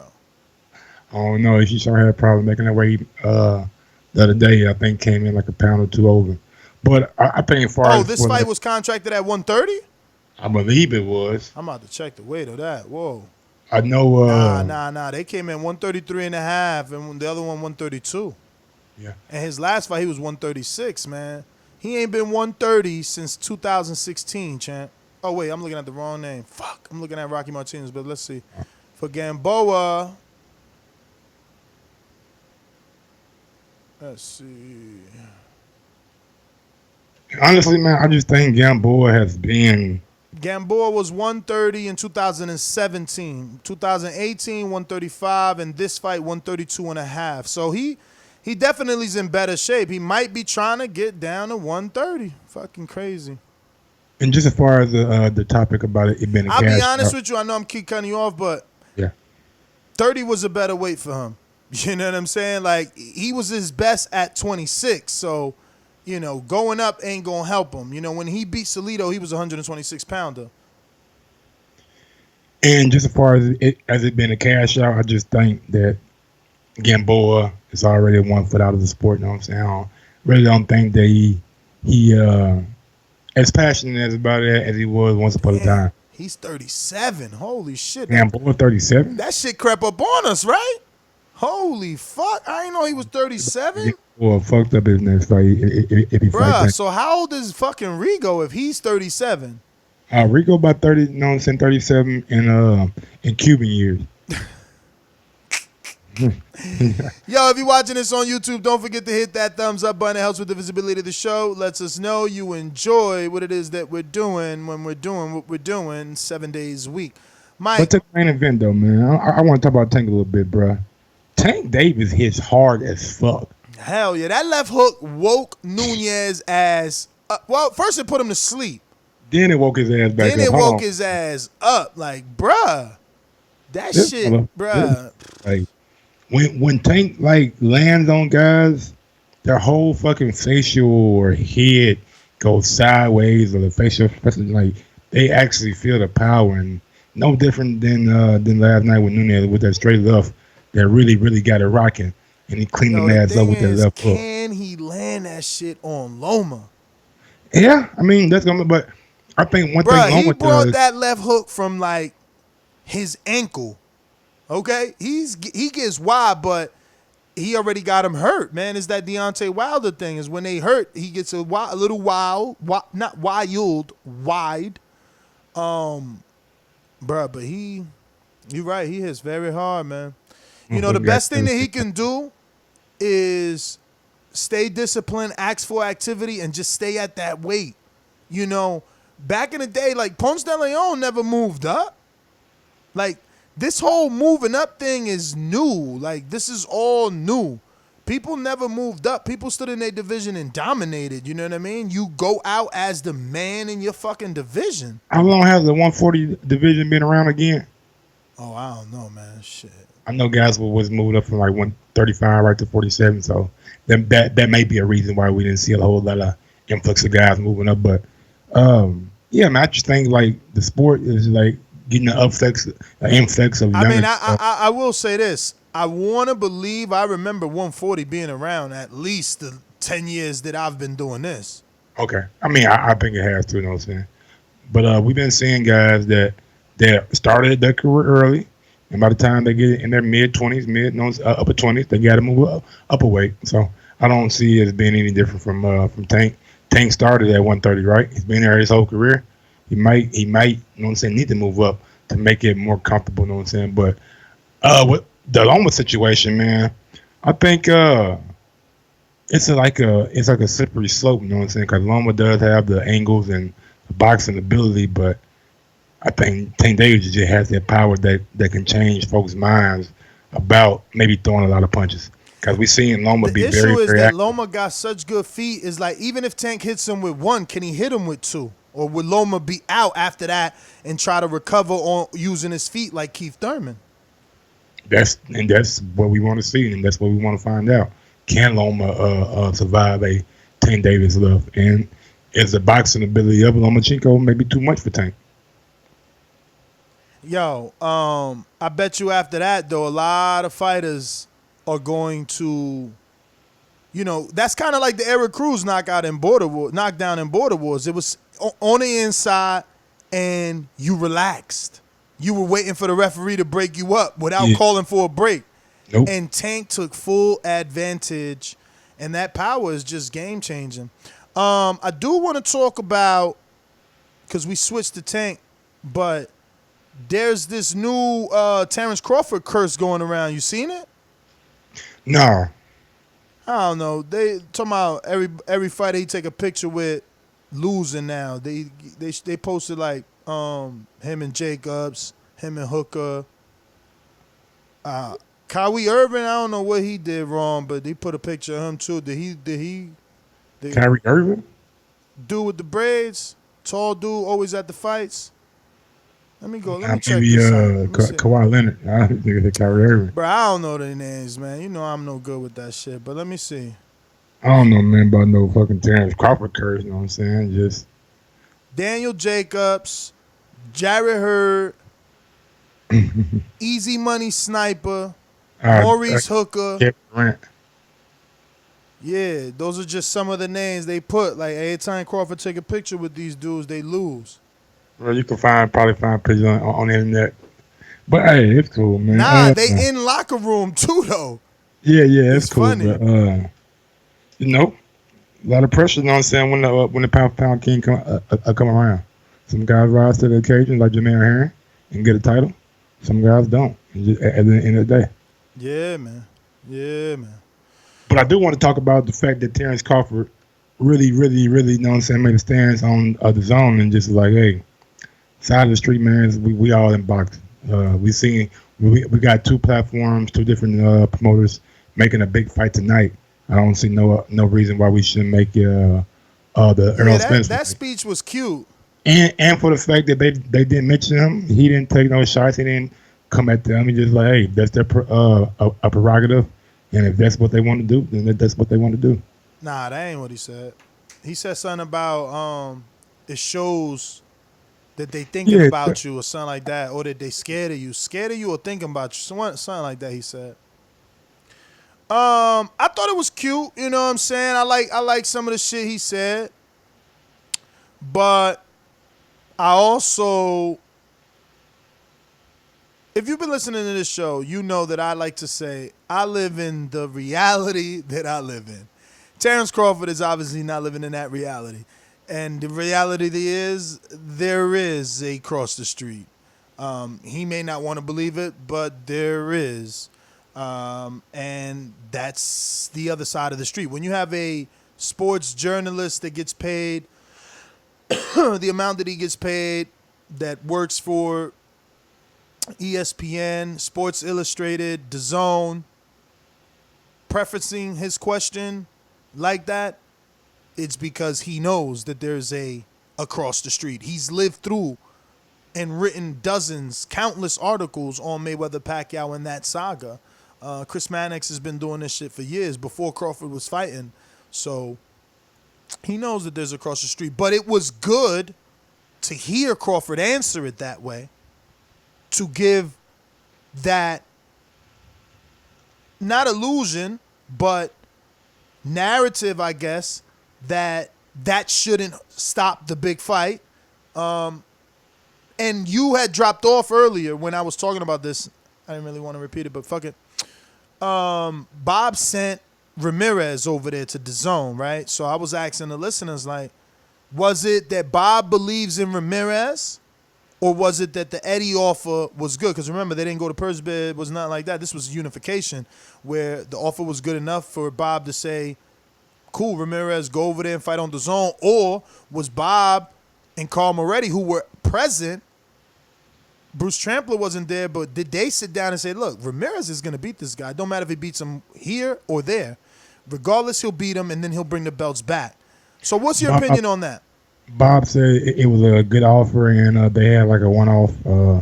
Ramirez goes over there. Lomachenko stays on ESPN, and the him and Campbell fight don't go to purse bid. So that's what happened. Oh, so it was a multi-deal. Yeah. I mean, it was like There you go. So that's very important, right? Because again, then we have on the network everyone selling. Oh, look, this is so beautiful. We were able to get this done, but look what had to be done in order to get this done. It's like, I'll budge here, you budge there, plus we budge on this together, and that's cool. That's a Kumbaya song that I want to be part of. I don't mind that, but it just goes to show that it wasn't as easy as saying, he's the best, let's fight. That's not it, which is what we want with Crawford. We want Crawford to be able to say, I'm the best, let me challenge Earl. But now, hearing this from you, that means he's got to be able to do, and they can do it. They can do it. Honestly, with Crawford and Earl, the only thing you got to do is come to the table with a Fury deal. Yeah, joint pay-per-view. So we all know that Fury and Wilder are going to be a joint pay-per-view. No. I don't mean joint pay-per-view, obviously joint pay-per-view, but I mean a Fury deal. You see, they did a three-way deal with this, do a three-way deal with that, because obviously Crawford alone is not interesting enough for Al. They haven't asked for it yet, but they are interested in the Fury. Wilder is his own boss. He wants that Fury. So maybe if Al can say, hey, give me Fury on Showtime, we'll give you Earl on a co-promotion.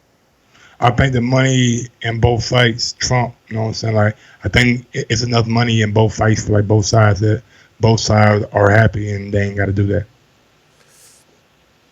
I know you like to say that the money on both sides is there, but we don't have anything to really quantify that, right? Because if the money was there, then Earl won't be talking Pacquiao next, right? Like his whole thing was Thurman Pacquiao winner next. And we know we got to factor in that that's easier to make.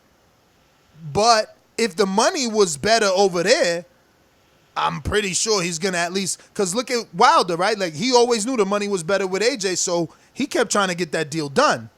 That's my point. If the money's really better over there, why is Earl ignoring it? I don't think that's the case. He's getting better money with Mikey, which is a reported 20. He's getting better money with Pacquiao, who got a reported 10 plus 10 on the back. So I don't know. There's nothing to say that there's more money in the Crawford fight. Yeah, I do believe that there is bigger money in the Crawford fight, because I believe that is what fans in boxing has been screaming and clamoring about ever since that I've been around. Even when Crawford was at 140, they identified both of these guys as possibly being two of the best fighters, not only in their division but in the sport as a whole. And people have been talking about this fight, like even casual fans. As I see a lot of sports media that are on ESPN and Fox talk about Spence Crawford. Like that's a fight people want to see, and I just think that the promotion that will be behind that fight will be probably better than any promotion for any other welterweight fight. So let me ask you this. Do you think Crawford Spence does more pay-per-view numbers than Earl and Pacquiao? Yes. Because I think coming off the heels of that Spence over Pacquiao win, Spence going to have a lot more people. No. But that's not what I'm saying. Because then that means that Spence is doing what he's already saying he's going to do, which is not what you want and not what the fight fans want, and obviously not the narrative that Bob is putting out there. But we know what's going to happen over there. But why? But that's my point. You see? Why are you saying we know what's going to happen if that's not the bigger fight? If Pacquiao's not the bigger fight and it's not the bigger money, why do it? Don't man, like we know the plan for PBC. Like yeah, I believe that the Crawford fight is the biggest fight, but we know how PBC gonna do it. Like they're gonna have Spence Porter, and they're gonna try to push that Pacquiao Spence. I mean, that's what I mean. If Spence win, because Porter got a whole lot of shit to say about that Spence shit. Like everybody writing him off and shit. Nah, bro, we ain't going out there. Like, I've been training for 8 weeks. Kenny Porter calling Earl Spence fat and shit. So Sean Porter gonna be ready for that fight. So it's not gonna be an easy fight. But if Spence were to win, then yes, I do believe that the Pacquiao fight will be after that. And that same thing Chris Mannix told him last night. Like if Spence is able to fight Pacquiao, then that's puts you waiting just a little bit longer. So my whole argument is, if the Pacquiao fight isn't bigger than the Crawford fight, why would they go the Pacquiao route? Because Pacquiao has the other belt, and you can make an undisputed fight with. Never mind, man. Exactly. It won't be undisputed. It'll just be another unification. It won't be undisputed because Crawford still got the other belt. I'm saying that, and that's why you fight Pacquiao first. And that's like part of the A side shit that they've been talking about from day one. Let me get all 3 belts so I can hold a bigger position in the bargaining room. I mean, I think Spence said that from his motherfucking mouth. If I hold 3 belts, yeah, he absolutely said that, but that still doesn't have anything to do with the bigger fight.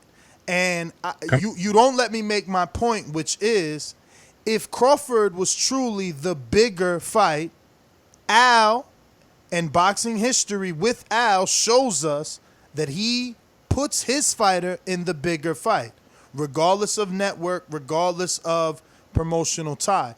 He done it with Trout. He done it with Laura. He's done it numerous times with Wilder, tried to get him that AJ fight. He's even gone out. You know, Wilder even told us he left and was in the meeting with him and Shelley, something that he normally doesn't do. So I just don't see, why wouldn't he, like he did with Mayweather and Pacquiao, why wouldn't he talk about or see if the Crawford fight really is bigger than the Pacquiao fight? You know, I just think that narrative that you're trying to sell, that Crawford is the bigger fight and they're just not doing it because PBC wants. No, because the same narrative fits both ways. If they're just fighting Pacquiao to have another belt, they can just fight Earl to have another belt, especially if Earl is attached to a bigger fucking check, according to you. But I know that's not true. All right, cool. Moving on. Bob Arum and Eddie Hearn get into it about the franchise. Little topic, you know what I'm saying? I think Bob Arum had some valid. I think both guys really had valid points, you know what I'm saying? Said a lot of similar things that we've been saying.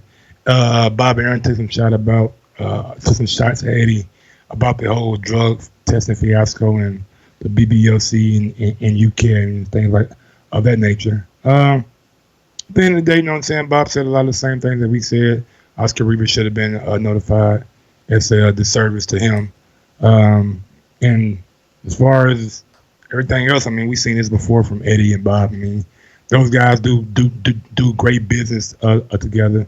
They do come together on a lot of things, but sometimes in the media, they let each other have it. And I don't think that's a bad thing or anything like that. I think it's not only entertaining, but, you know what I'm saying, shows the fun and engaging side of the promoter, and it's good for the people to see. Yeah, I don't know if you watched it all or if there's different interviews or what, but the video that I seen with Bob and Eddie was more than just franchise champion. He slaughtered Eddie to his face with the Dillian White fiasco and the fact that Rivas wasn't notified or told of. He clowned UCAD and BBC and insinuated that hopefully nothing scandalous happens in the Lomachenko Luke Campbell fight. So, yeah, it was more than franchise champion. But credit to Bob. He obviously listens to the show, felt that, very, very, very identical to everything that I was saying on Canelo. And I just want to echo that. Basically, and kind of paraphrasing, these are the words he used, was like, Canelo is Canelo. Let him do what the fuck he wants. He moves the needle that much. He said, I wish I could promote Canelo. So, Bob, but I like that Bob did what he did, man. Eddie didn't even try to respond or rebut. Instead, he played it off like, oh, that's what I like about Bob. He'll shag you off in your face, but he'll call you to make a fight. And that's how he was able to switch the tone into the whole Loma Vasil bullshit. But he was very evasive and deflecting when it comes to the Oscar Rivas and Dillian White positive testing situation, which is crazy to me that we still don't know anything, that there's no results on the B sample or they haven't pulled the B sample to test it. Crazy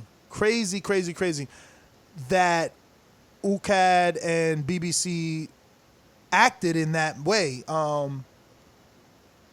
Frank Warren's, I'm going to pull up Frank Warren's article. Did you read that? Have you had the opportunity? Which one? His rant. Frank Warren? Yeah, his rant on the Rivas situation. Nah, pretty much echoing probably what everybody else is saying. I mean, I guess, but I feel like it means more when it's coming from Frank and Bob, right? And I said this earlier when you weren't on the show, that I know these guys working together now, right? So maybe they both got that narrative, hey, let's both go out there and say the same thing. Maybe, maybe not. Or maybe it's just them being old-timers in this sport and realizing that what happened is just fucked up. Bottom line, any way you look at it. But yeah, Frank Warren. Shit, where'd it go? Okay, let me screen share this.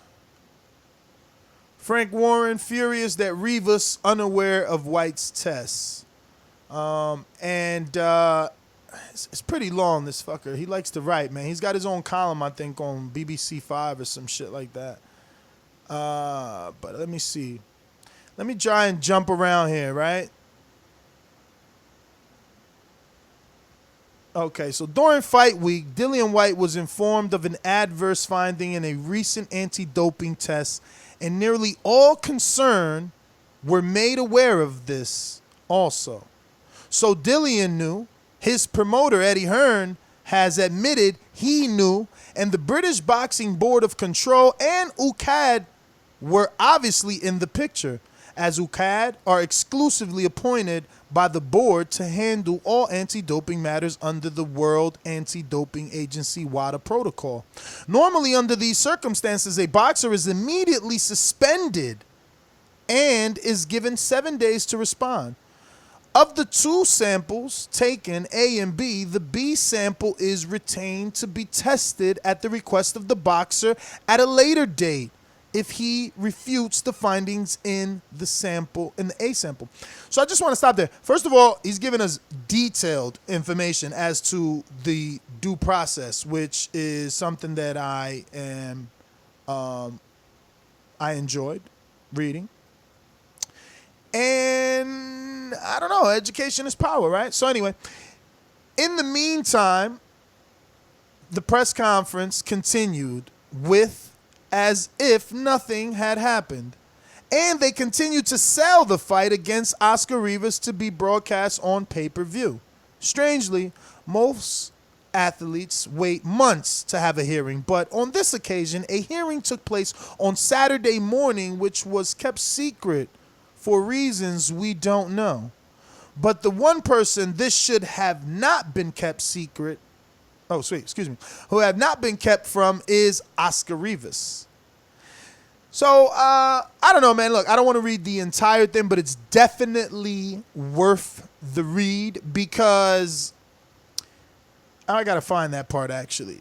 It's because of this Billy Joe Saunders thing. So he says, what we got now is an about turn from Hearn, in contrast to his reaction when Billy Joe Saunders was deemed to have failed a VADA test for using a nasal decongestant while out of competition, which is permitted by UKAD. In the eyes of UKAD and the BBC, Bill was an innocent party and had not broken any rule or violated the WADA code. But Hearn, when it suited him and his agenda, vocally supported the stance of the voluntary organization and insisted everybody should know about it, resulting in Bill having to vacate his world title. Now we have the cloak of secrecy thrown over the whole issue. Furthermore, what have the VADA tests come back with this time, and why has it all been conducted in secret? All right, so I won't continue to read that, but yo, it was Billy Joe Saunders shit misleading. How so? Because it was cool over in the UK, which is fine and dandy, but the fight was not taking place over there like Rivas and Dillian Whyte. So the fight was taking place in Rhode Island, in the state of Rhode Island. They used the VADA things, and VADA had that shit that Billy Joe Saunders was taking banned, and the fact that it was in Rhode Island, then you can't use that shit over in the States. Now, if the fight had taken place over in the UK, everything would have been fine and dandy, and you would never heard about Billy Joe Saunders even getting close to failing a drug test. No, I get you. But I think what Frank Warren is trying to say is that Billy was within right in the in the UK, as long as he's out of competition. And when VADA, obviously found him positive, but UKAD was saying that he was innocent due to their rules. Eddie obviously took the stance of VADA because it would benefit his fighter to fight for the vacant title.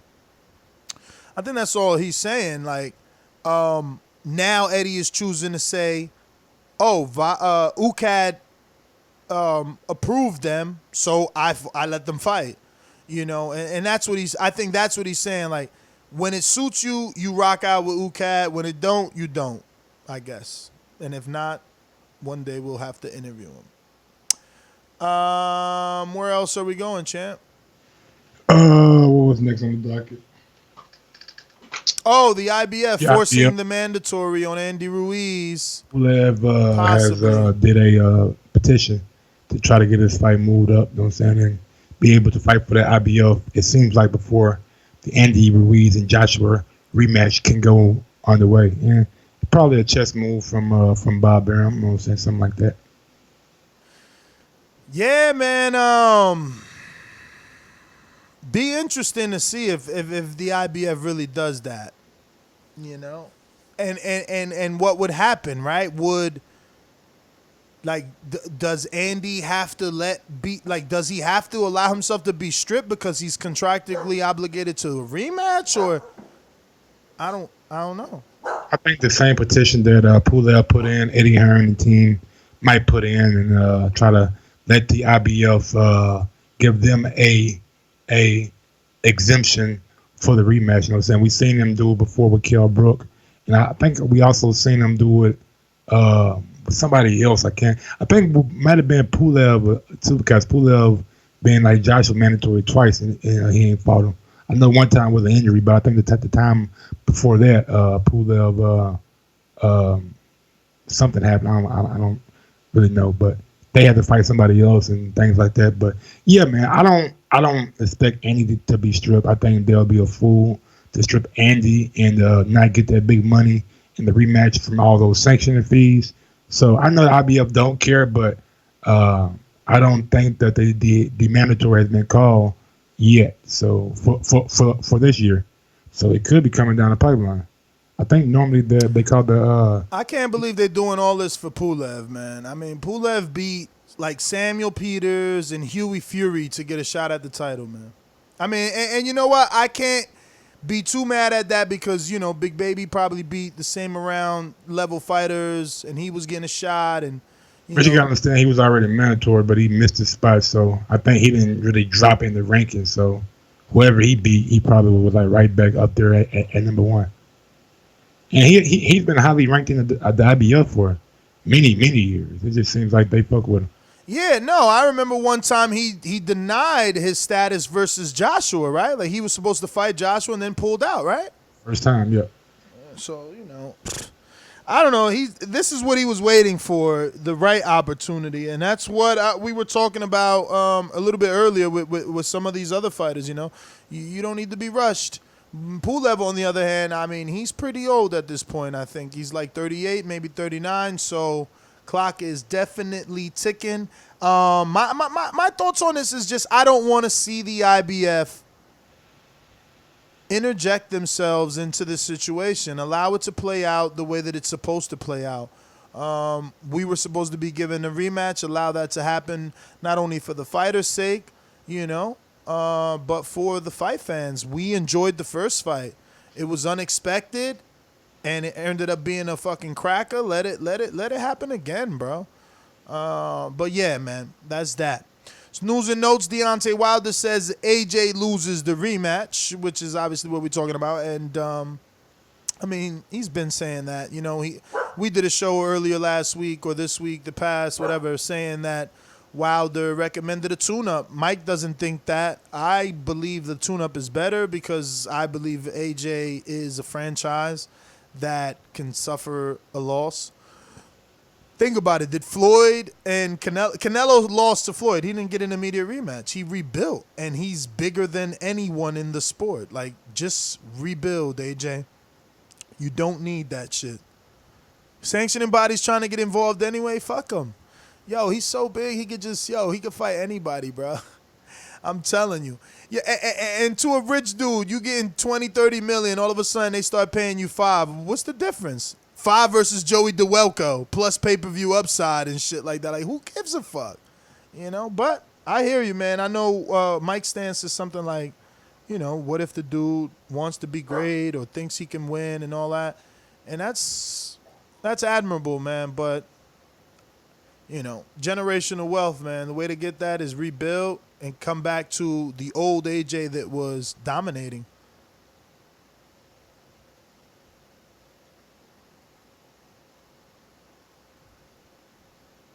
No thoughts on that news and note, Mike?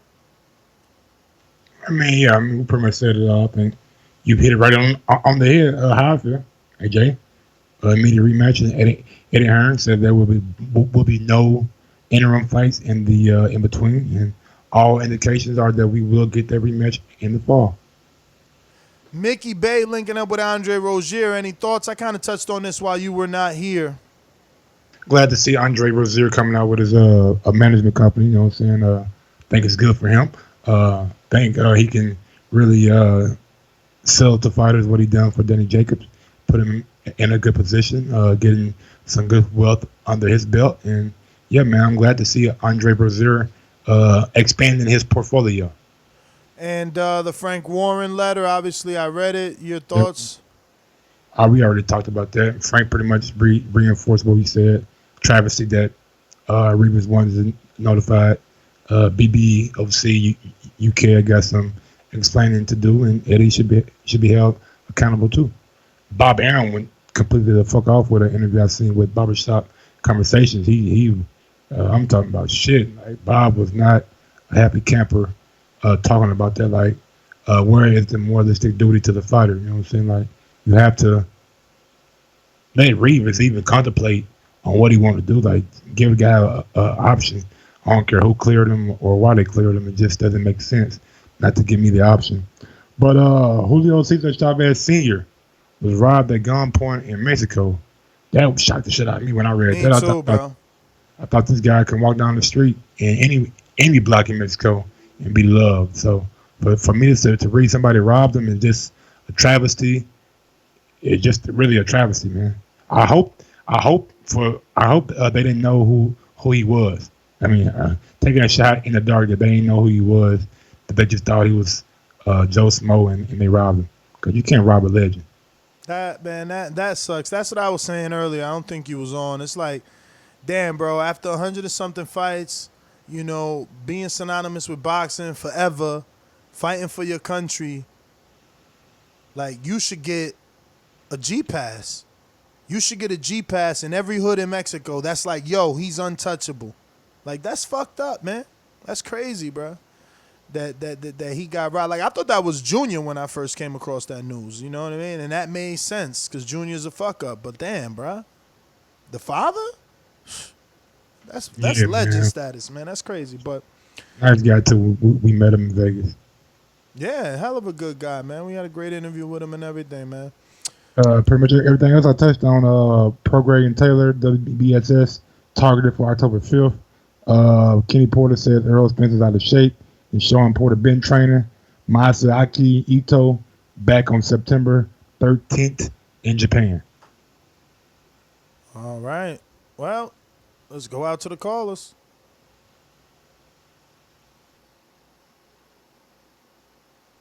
These calls are brought to you by El Camino Electrical Services, experts in electric vehicle charging stations. For consultations and turnkey installation, visit us at elcaminoelectricalservices.com.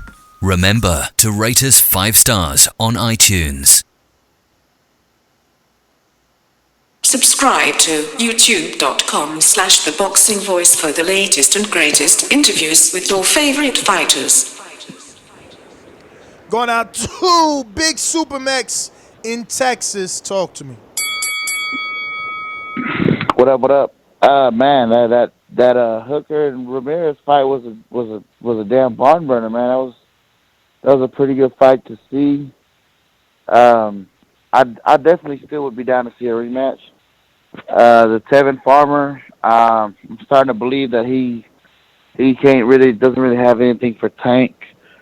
But what I want to touch on is I believe Errol Spence's next fight, seeing how the pay-per-view numbers do, will determine whether or not they could do a co-pay-per-view.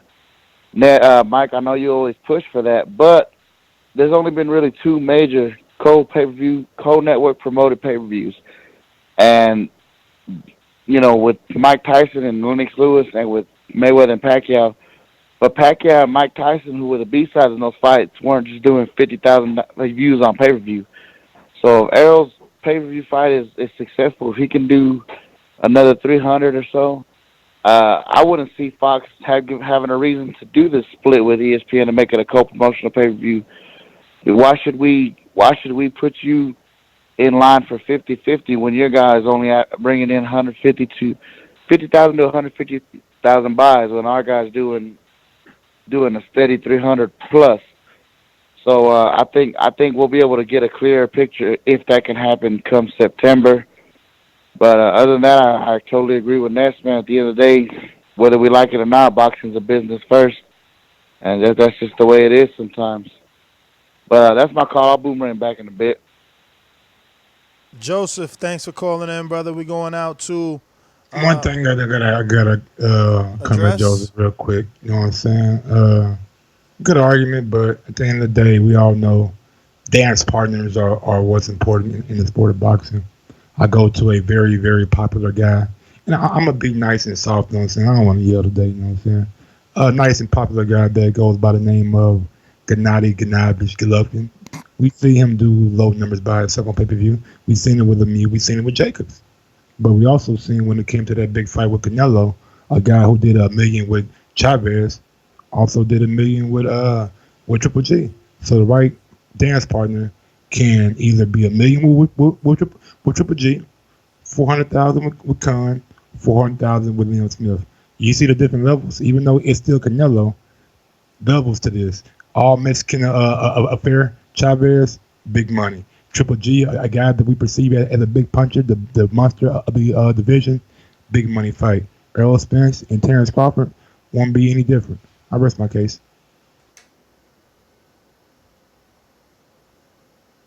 BoxingVoice.com. It's money to shit. Working that wrist. Ballin' like Swiss. Diamonds wet like a fish. Pull up with them sticks. Come fuck with the clique. We fucked on your bitch. She sucking the dick. I'm whipping the work. Hey yo, what's going on? It's your boy H Money, Mr. DAZN, the Boxing Voice 2019 Rookie of the Year.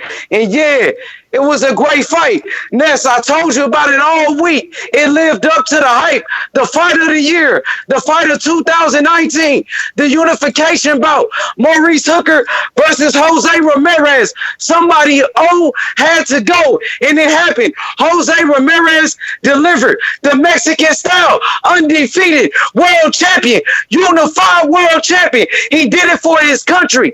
He did it for Mexico. Maurice Hooker, you put on a tremendous performance. Your family was there. Your kids cried. And guess what? You lived up to the hype. You did it for your family. And you put on the fight of the year on DAZN with Matchroom Boxing and Eddie Hearn. Devin Haney was at the fight. Earl Spence, Terrence Crawford, Mike, your favorite fighter, Terrence Crawford at the fight with Eddie Hearn. It was a great night of boxing. It lived up to the hype. And yeah, Deej, TMG in the UK with Deontay Wilder, bro. We did it, bro. With Deontay Wilder, bro. H1 nigga, we in here, man, for real. TMG, what's up, man? What's up? Everybody else, they sitting at home though. What's up? We with Deontay Wilder, the greatest fighter of all time. Yeah, we did that, bro. Boomerang gang, bro. For real, headshots. I'm killing shit. We in here. H Money with the energy all the time. All the time. It never fails. Never fails. Mr. PBC, baby. Last time I checked, I was the man on these streets. Last time. Yo, what's good? Yeah, last time I checked, I was the man on these streets. That was my favorite song back in high school. But let's talk about Gervonta Tank Davis. That was a beautiful fight, man. Like, I mean, I kind of thought for a second that it was a quick, that they called it off a little bit too quick. But when I watched it a couple more times, he did kind of look like he got knocked out while standing up. And Tevin Farmer, I watched all his fights back in the day and then watched that last fight he did. I just don't like his style and trying to, his style is supposed to be take less punches, do more damage. But he takes more punches. Gervonta Tank Davis and Tevin Farmer, I just don't see how Tevin Farmer can beat Gervonta Tank Davis because Tevin Farmer would need to dodge those punches. And if Tevin Farmer get hit one time, I don't know. It only takes one punch to end the fight. And, yeah, that's my call right now. So, first time, bro. What made you go to Black Canada? girls was getting it in.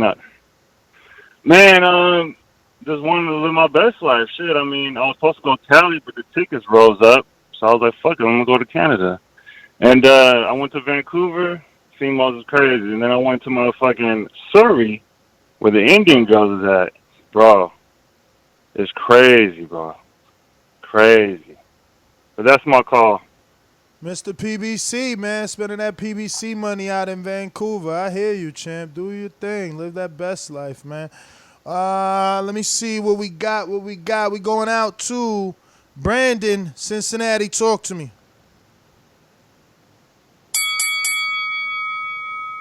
Yes, Mike. What's good? Can y'all hear me? Loud and clear. What up, champ? What's going on with y'all, man? Got to get my crow. I was right about the Ramirez and Hooker. Only one I got wrong was Gamboa. I thought Gamboa was finished. You picked Ramirez by knockout? No, I picked him to win. I didn't say whether it was about decision. I just picked him to win. But, yeah, I picked Gamboa. But good fight. Tank and Tevin is a fight I've been wanting to see because of the Twitter shit, the back and forth. It needs to come to an end. They need to go ahead and get it in and settle that shit, because it seems like every other week they going back and forth, threatening each other and shit. So just go ahead and get it over with. Shout out, I got to mention my boy Crawford. Shout out to Crawford and DAZN. Salute to DAZN for acknowledging a champion and showing him the proper respect, not letting that network shit get in the way of that. I salute them for that. And it's funny because I was watching the fight this morning because I went out last night. I didn't get to see shit last night. I was watching the fight, and my old lady, she a big Earl Smith fan. I'm telling her, like, man, Bud Crawford, undisputed champ. He won this, won that. She's like, what does undisputed mean? I'm like, well, he won all the belts out of every sanctioning body. And she was like, he the only one to do that? And I said, nah, Usyk did it too. And she was like, are them the only two people to do that? I'm like, yeah. Then I started thinking, right? No, nigga, you better bring up Carissa Shields' name when you talk about undisputed, nigga. Don't ever disrespect the motherfucking queen like that. Man, I forgot. But I started thinking, like, what were the fighters that's undisputed on the road to undisputed and what they have in common? You got Lomachenko with a clear path to undisputed. You got the 140 division on the clear path to undisputed. And you got Bud Crawford and Alexander Usyk, who have been undisputed. And what do all those fighters got in common? And what do all those fights have in common? No Al Heyman. Is that an irony or is that a coincidence that everybody on the path to undisputed has no affiliations with Al Heyman?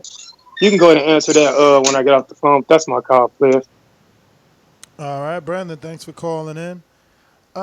We going out to Clemente. If you ain't gonna ask him Brandon a question, I thought he was posing it to you. Are you answering it? I thought he was posing it to you. Nah, he didn't pose it to me.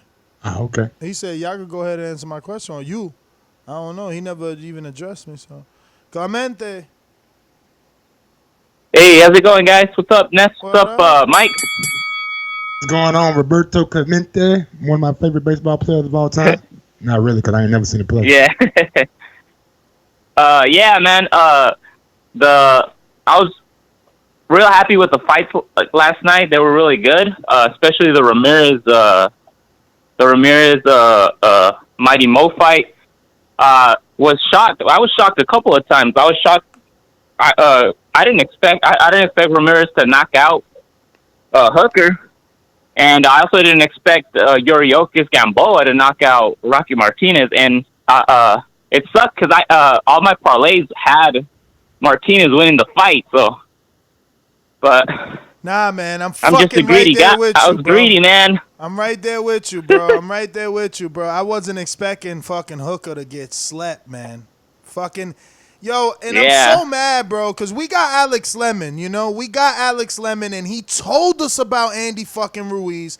He told us about Ramirez. He called them both by knockout, but his bias doesn't let me believe him. Ever. Yeah. Yeah, man, and with Gervonta, what I would want for him is I would want him to fight Burchell. I don't know why nobody's calling out for that fight. He's Mexican, so you know that he's gonna get more popularity for beating Burchell than he is a Tevin Farmer. I think Tevin Farmer is gonna would be a boring fight because Tevin would make it boring. Yeah, those are my thoughts on that. Well, all right, Clemente, man, thanks for calling in. We going out to...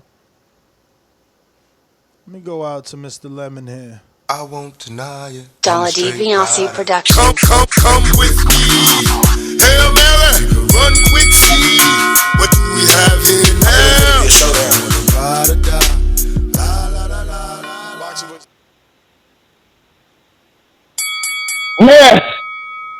Ness, Mike.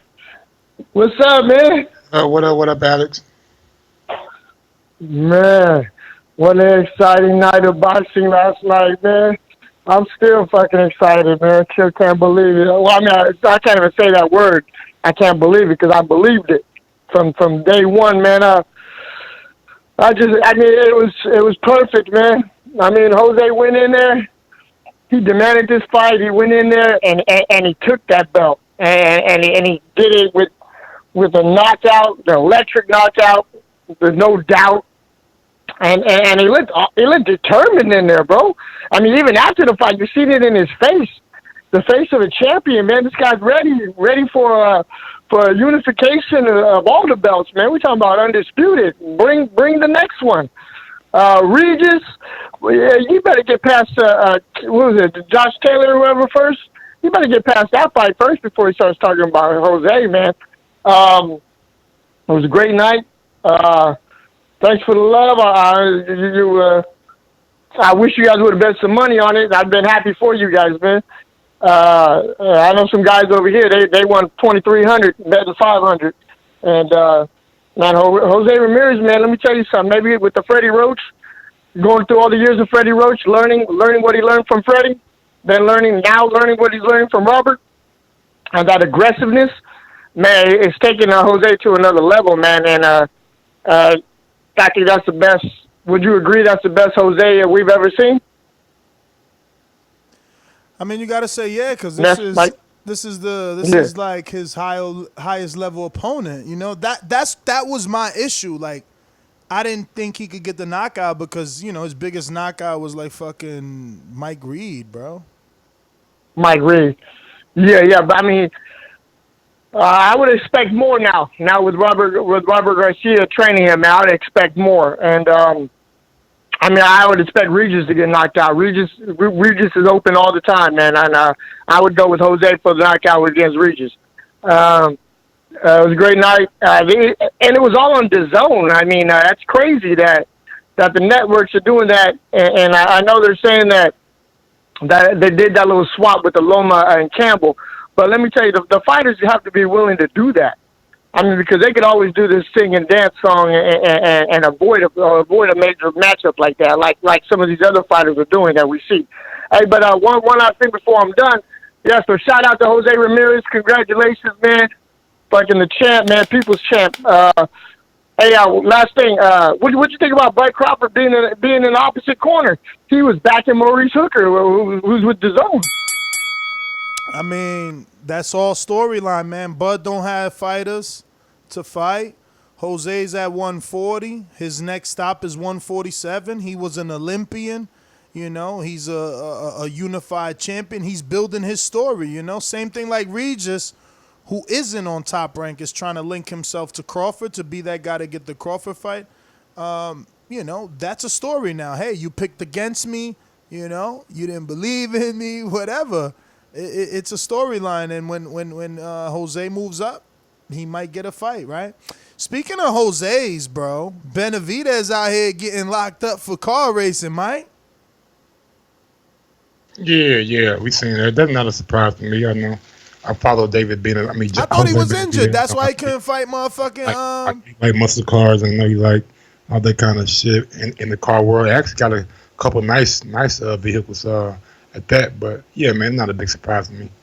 I thought he was injured. That's why he couldn't fight my boy Luis Collazo, but he out here doing donuts and shit. I mean, you injured, you can't drive. I mean, it depends what's injured. But let me go out to pound for pound supporter on V in the know, Leo. What up? What's up, Warden? Congratulations to Ramirez, but we not stop acting like Ramirez looked fire his last fight. I mean, this one he looked focused, but his last fight, that's the only reason why people was doubting him. So that last call, I mean, yeah, you believed in him, but he ain't looked that spiffy that last fight. And last night, yeah, but R&V, man, that's two. He called Ruiz by upset. him and Liz Lowe was the only ones calling and saying Ruiz. Yeah, but like you said, that was Mexican bias. That wasn't. I know that's what I honestly. That's what I wrote it off as too. But imagine me calling two boxers from New Orleans gonna win. I mean, like, come on now, like, ooh, wow. I was Ramirez over Hooker like a big upset? I mean, I thought Hooker was the better boxer, Mike. But I thought, like, going in the fight, like, all the people have been saying, oh, it's 50-50 fight. Oh, it's 50-50 fight. 50-50 fight. So I don't think it was a big upset. You did see Hooker throw a couple of punches where that had muscle behind him that I was surprised Ramirez just ate. So me too. That was, and he also got to remember he closed out each round. Like you said, he started good rounds and closed out each round. But let me I was just saying, last night showed that boxers, you got to pay attention because the dude Gervonta was fighting, it wasn't like Gervonta was just pummeling him. He caught him. Like, the dude had confidence. The dude was walking down Gervonta. He wasn't scared of Gervonta. I actually would like to see him in another good fight, on the 130 side. And everybody keep calling out Regis. Y'all can get y'all answer. And when you get your answer, don't be scared to say, oh, and Mike, man, stop lying, bro. Pacquiao is not gonna sell more. I mean, Earl and Bud is not gonna sell more than Pacquiao than Earl right now. Pacquiao doing 500,000, bro. Come on, like Mike, like this is the part where we get mad at you. You're not being honest, bro. I don't care what Triple G sold. We ain't got to argue. Triple G and Bud are two different people. At least Triple G had a Buzz behind him. Bud does not. Bud only has a top rank Buzz behind him. He does not have the people. He don't have the people behind him like that. Do you want to bet? Yes or no? Bud fight Pacquiao. Yeah, I mean, let's put like a $50 bet on it. When Pacquiao fight Earl, then if Earl fight Terrence, then we'll compare the numbers and see what we want. It all depends on when they fight. If Bud, it does depend, my brother. If Earl just beats Pacquiao, then they're gonna do bigger numbers because of the Pacquiao fanfare after him. But if he fights him before, he's not gonna have. It don't make no sense for you to go on the other side and you about to do lower numbers potentially. On top of that, why would you help out another promotional company? The only time they do co-promotion is when it's like a million and a half buys, and it's not going to be a million and a half buys with Earl and Bud right now. Stop it. You want to bet on that too? $1 million. So you telling me Earl and Spence right now $1.5 million? I think Earl and Spence. No. Don't be. You asked me a question. I'm trying to answer, my nigga. How you want me to answer? Like, you cut me off. I believe when Earl and Bud do a pay-per-view, it would be over 1 million buys. All right, Boomerang for my mastermind, Big Supermax. Talk to me. I actually agree. I think if Crawford and Spence fight right now, it doesn't do over 1 million buys. Neither one of their names are that big yet. Not even Spence. But to go back to what I was saying earlier, Mike, the dance partner makes like sense. Mainstream TV do you guys watch? You guys watch like Undisputed? Do you guys watch like Get Up? Do you guys watch like First Take? Do you guys watch like Sports Center? Do you guys watch the Breakfast Club? Yes, but those are sports channels at the end of the day. I'm asking like mainstream, like like fights like Lennox Lewis, Mike Tyson, and Mayweather Pacquiao were covered by like CNN, Fox News. Who watches That's CNN? mainstream. On a sports channel, it's not the same thing, Mike. That's sports. Of course, they're going to cover a big when it comes to fight. sports. I mean, if people are a fan of sports, then they're going to go to a sports channel, right or wrong. They ain't going to go. But you said mainstream. Not everybody's a sports fan, Mike. And that's Like why I I said, brought up channels Joe like Rogan. CNN And and that's why Fox I brought News up will talk about Mayweather Pacquiao. That's the Club. difference. They're still That's talking why I about that. brought up Joe Rogan and the Breakfast Club to bring like group that in. The only thing Joe Rogan is known I'm for trying to what? say is this For right the here. UFC. Those guys talk about the Anyways, man, you eating up my call. Let me Those finish my guys point. talk about the You eating up my call, man. You eating up my Earl call. That's Spence not and mainstream. nigga, A you lot of talk to people don't me. listen. Not everybody listens to Breakfast Club, bro. It's all good, bro. And when you said you're correct, the dance partner makes a difference. But those fights were on the same network. Triple G was on the same network. Now, if I'm Fox and Terrence Crawford on his own can't do 150,000 pay-per-view buys, more than that, but Errol Spence on an average with anybody can do at least 300. Why am I going to split with ESPN and give them 50% of that when we can do more than them without them? Terrence Crawford won't do that with anybody else. But after September That 28th, if the is your numbers are right, opinion, and there are Errol, smarter people than you in the business lane. So for you to come over here and say that they won't do it when they I'm might in saying fact will what do it, makes me want to give you what makes me want to cut in another network on half when the when fight Terrence happens. Crawford Just can't remember do what you said when the half fight of happens, what we man. do. If Terrence Crawford can't do half of what Errol does with anybody else, but Errol on a consistent basis will do at least 300, why would ESPN get 50% of that? Because we know it's a bigger fight, and it's still not worth $1 million pay-per-view buys at this point. What sense does that make for Fox and PBC?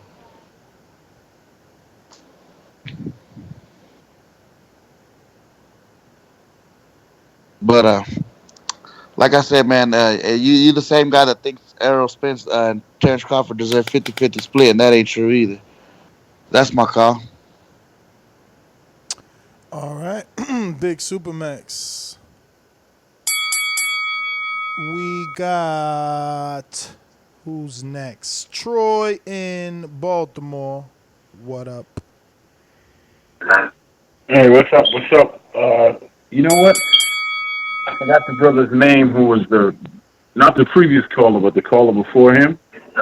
He did ask you a very good question, which neither one of you chose to answer. Why is it that He was coming these and people... Nick said, you know what I'm saying? Because he knows Ness is like, I mean, No, I but he don't asked see a it. question in general, Mike. It was just an in general question, is If what I'm saying. Brandon He Maurice just asked back, in he'll tell you who that question was targeted for, all right?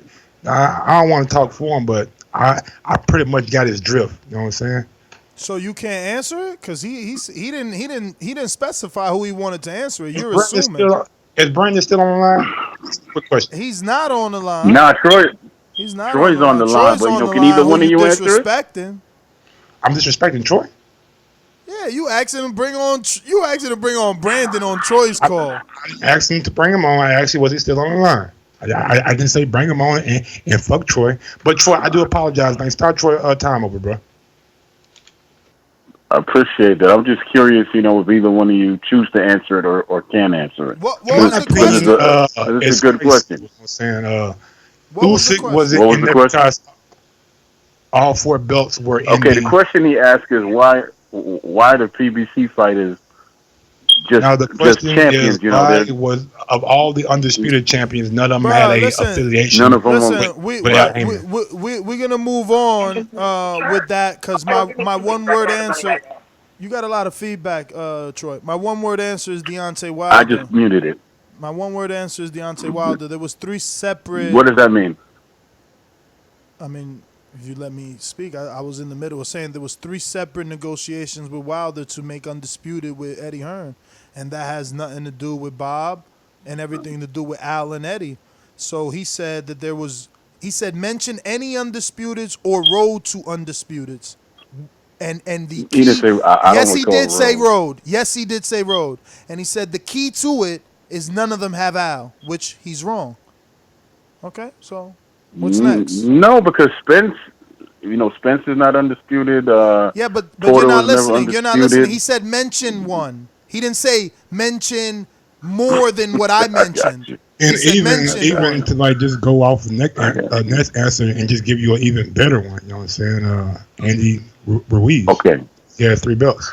Okay, well let me make my comment. On the road to undisputed. Exactly, and he's an Al Heyman fighter. I don't pick sides and shit, bro. If he can cross the street. What do you mean? If he can But- cross the street, he's an Al Heyman fighter. He's already on the road to undisputed.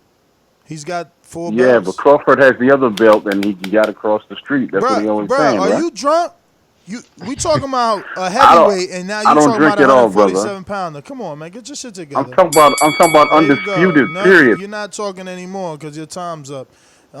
Me and Mike was talking about a heavyweight. You asked us to answer the question. I said Wilder. He said Ruiz. Both are Al Heyman fighters. Yeah, I just don't like using guys that, you know what I'm saying, that got one belt. I know the angle you were going for and stuff, but I feel like and then I see a thing in the chat that says J-Rock, but we all know Golden Boy and not interested in making that fight with Jaime But that's Munguia. still road to undisputed. If you got 4 belts, No, he got 2. We got 3. he got IBO, man. He He got the IBO, man. Stop disrespecting my IBO and everything that they stand for, man. asked you the other day, would you hold the IBO in higher regard than the WBO, and you failed to give me an answer. No, I didn't. I said it all depended. It all depended. If we not recognizing, listen, I did tell you that, Mike. Remember, I did tell you that your because imagination and your memory like combine together sometimes. So, remember, I said that if Al doesn't recognize the WBO, then he might fuck with the IBO because he probably gonna need another sanctioning body, and it's a business. That's what I said that day. But we got Stainless on the boomerang. Straight to the point for those with attention deficit. I'm so repetitive, so I gotta repeat. Stainless from the street to the deep. I'm coming with that heat. All you need to know about me, I'm coming with that heat. Yo, TBV, what up? What up? What up, though? Man, you know another. What up, Mike? Neff? Been out there having a good time, man. Enjoying another weekend of boxing, man. It's kind of off topic, but y'all did discuss this, so I want to give a special shout out to Barbershop Conversations. I know this is not his platform, but I know that he does listen to this show, and I've seen the work that he's done, and I've seen him constantly hounding Eddie Hearn about the same question we asked, as far as the strange transgressions that seem to be going on with this second sample from Dillian White, and getting real answers to it, and just seeing how pissed off Eddie Hearn gets when he can't answer them questions. That does it for me. Shout out to him for that. Yeah, you saying it? Yeah, man. That both of them was pretty good. The one with Bob and Eddie. I think both of those are probably some of the best interviews I've seen this weekend. Yeah, and he's been real tenacious about getting them too. Like, he doesn't allow them to shoot them down. So, like I say, shout out to him for that. You know what I'm saying? And all platforms that give a voice to the people, just like the number one boxing podcast on the scene. That's the Boxing Voice. On to this weekend's fights. I didn't get to see all of the Ramirez Hooker fight and undercard because them fights are coming on too late. I don't know what's up with DAZN and putting them fights on as late as fucking possible, man. But I had to go to bed, man. Some of us got to get up at 4 a.m. But it was still a good night.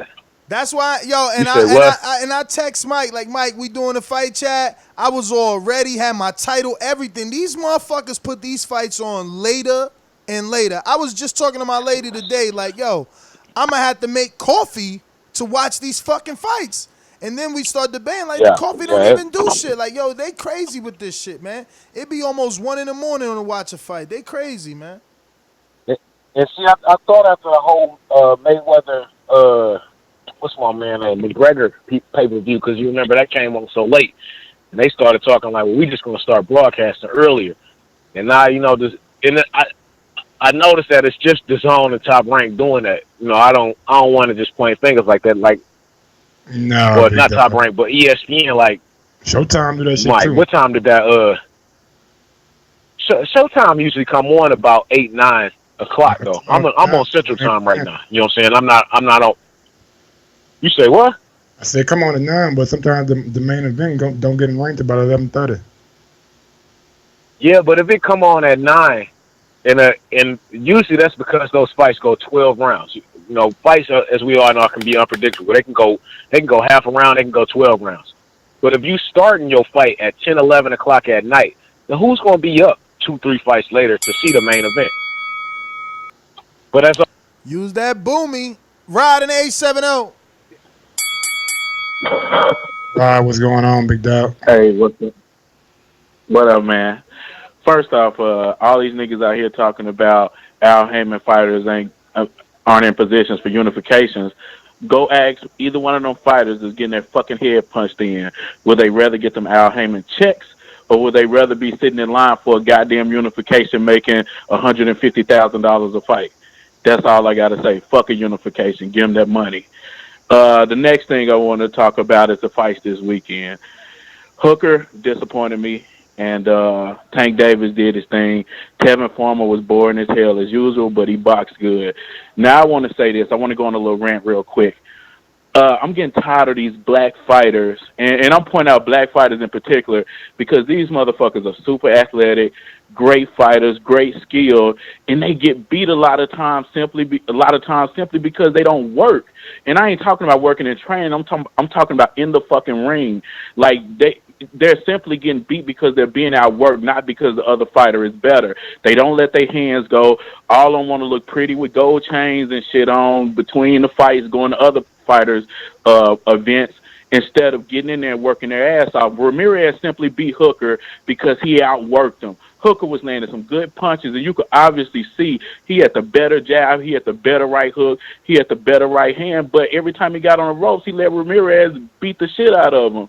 And when you watch Robert Easter and Bronner walk around, Bronner looking like a fat pig, and talk about how they this and that and great, and them motherfuckers are 0-5 in their last 5 fights, but because they won't let their hands go. I'm just tired of it, man. These black fighters need to get in there and work their ass off.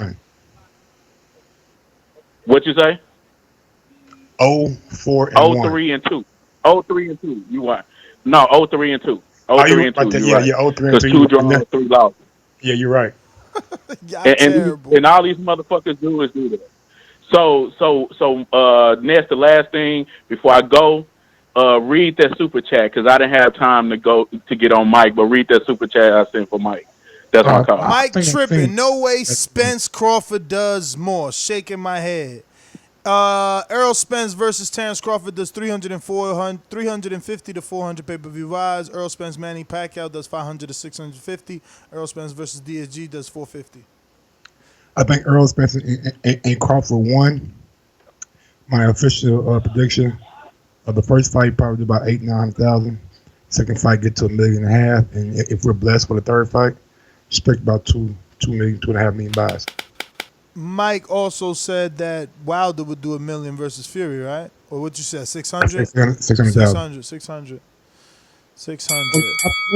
I'm trying to get my nigga paid. You know what I'm saying? We need 600,000. But yeah, I think this fight with Fury coming up lost a little bit of luster. You know what I'm saying? They're gonna have to do something. I know Bob was talking about Charles Martinez possibly being a Fury opponent, which is you know what I'm saying? But if Wilder get a big knockout, why does Fury get the tune-ups and Wilder gets Yo, why is he fighting Charles Martin? Like, what the fuck?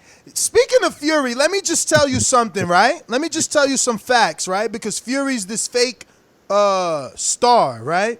Yeah. The nigga did 800,000 worth of ticket sales in the same arena that Thurman and Pac took place. Meanwhile, $800,000. 800,000 bucks. And Pacquiao and them 6 mil for the same seats, same night. But one of us players ain't playing right. I let you tell it. But Ness, though, come on, man. Jay-Z verse. No, dog. I don't want to hear that shit. Oh, it's Pacquiao. He 40 years old. Fuck out of here. He's still outselling your ass? He's still outselling you. Pacquiao in Vegas, Thurman in Vegas, Fury versus Schwartz. Exactly. No. Let that be a lesson. 800,000 because you fighting people we don't fucking know. Get your ass out there with that bullshit. I don't want to hear that shit, man. Tired of that. Yo, man, listen. He got to do something. More victories ain't victories. Do something. Fighting tune-ups. Yeah, Charles Martin. My bad. Yeah. So Charles Martin is not an opponent that I want to see. I think he's just a level. And Charles ain't done nothing to get it. He ain't done nothing to get it. Let Charles go fight Kabnaki or some shit. Big Baby or some shit. Mr. Infojo. This portion of the show we call In the Mr. Know, Infojo. presented by my brother. Yo, what's up, my boxing brothers? What up, Mike? What up, Ness? What up, Joe? Hey, man, trying to beat this Cali heat, man. Hoping we don't have no earthquake, brother. Yo, shout out to the boxing gods. Hey, I don't know if I'm just living in the moment, man, but I think this year is better than last year. We haven't even got through the end of this year yet.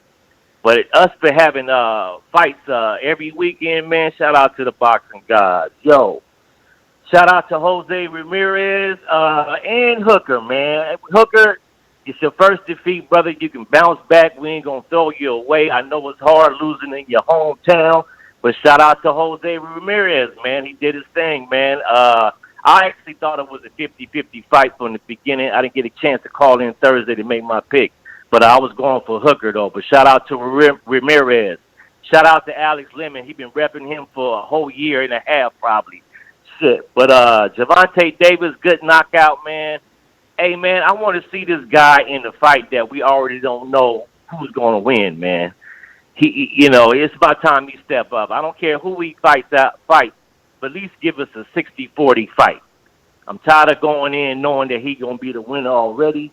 And I want to speak on what Andre Ward said about the same-day weigh-in or IB pack. I agree with him. It's going to force dudes to fight in their the weight class they should be fighting in, and dudes going to Joe, stop which one would you prefer? What? The IB packs or the same-day weigh-in? IB packs, man, because I don't see the same day weigh-in is going to happen. That's more realistic.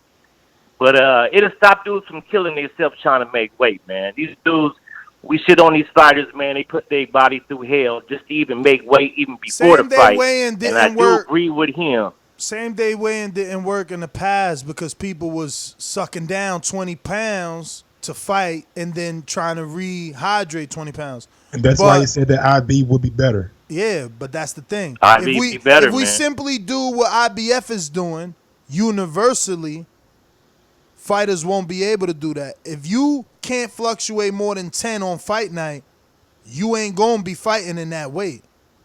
You ain't gonna be fighting in that weight. Instead of IBF doing the morning weigh-in, they do a fight night weigh-in, nigga. You ain't weighing 10 pounds over 147. If you a 147 pounder, you better be weighing 154.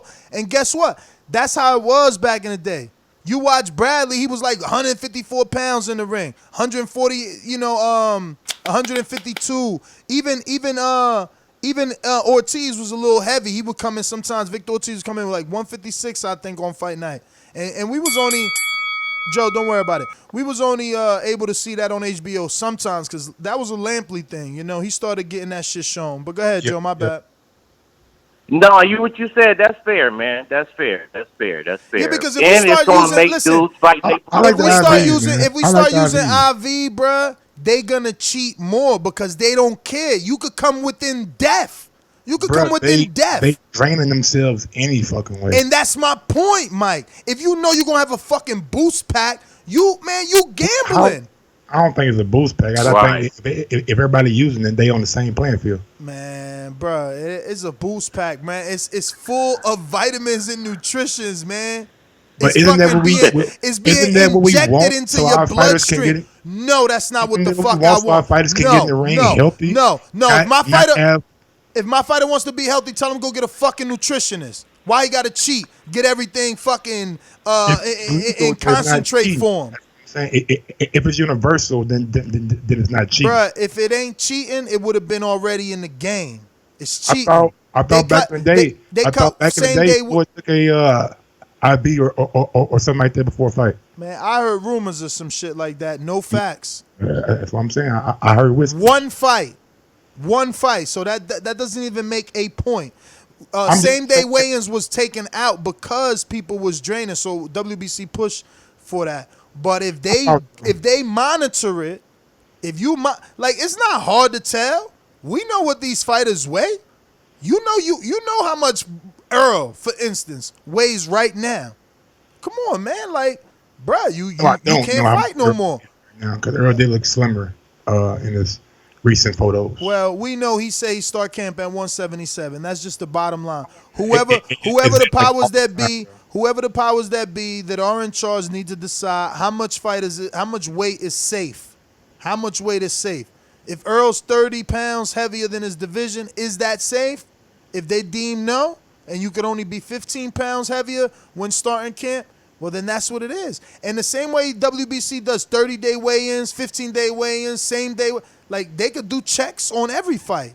And we could keep them within. We don't got to do IV packs. Niggas will be gambling. I promise you that. Bro, my biggest fight, listen, biggest fight of people's career, they taking 3 steroids at a time. You going to tell me they ain't going to fucking drain themselves within inches of death knowing that they going to have a fucking boost pack?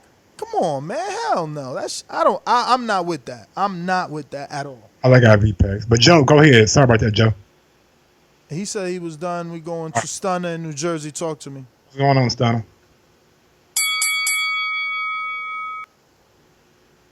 Stunner going once, twice, 3 times. And the reason that I do like IV packs because other sports are able to use them. I know people's like, oh, boxing is like a gladiator sport and people get hurt, but people get hurt in other sports too. All I'm saying is make sure you guys are hydrated. Make sure you guys have the proper liquid around the brain. You know what I'm saying? When they get in the ring, a lot of different things go into having that IV pack, not just me wanting guys to make weight or being that comfortable. Shit. Before I give a fight an IV pack, give them a fucking VADA test.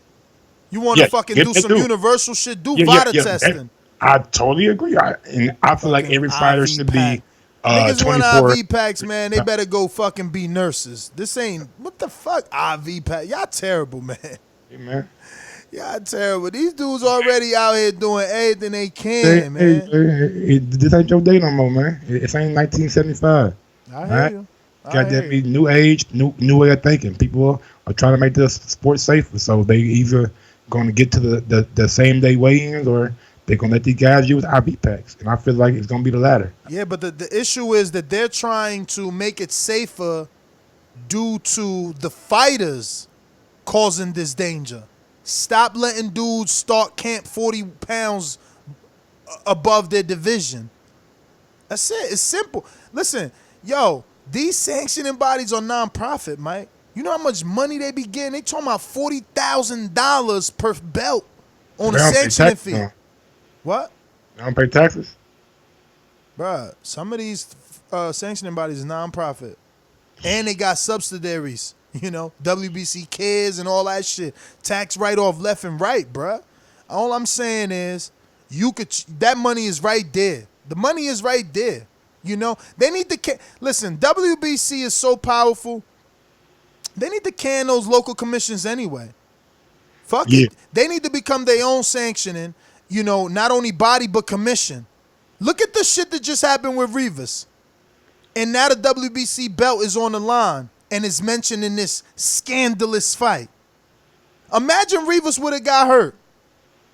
It's gonna be something that Congress gonna have to do, not the sanctions. But as far as in America, the same listen, way. And if you're the WBC, you fill that void because there's money to be made. If you become your own commission, come on, man, snatch all them same refs up. In baseball back in the day.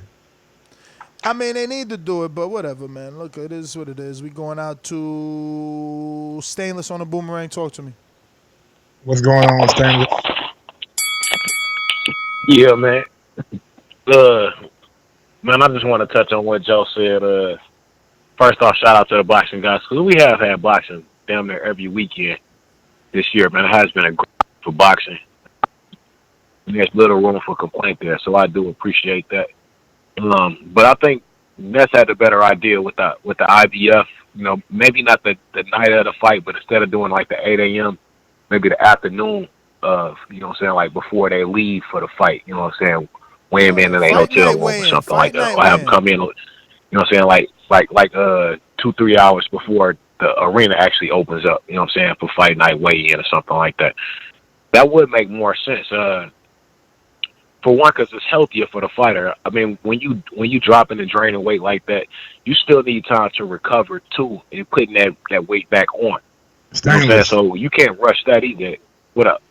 Got to think about it from the business side too. Say these fighters do come in next day. Fighter might fuck around, come in 5 pounds over than what he has to.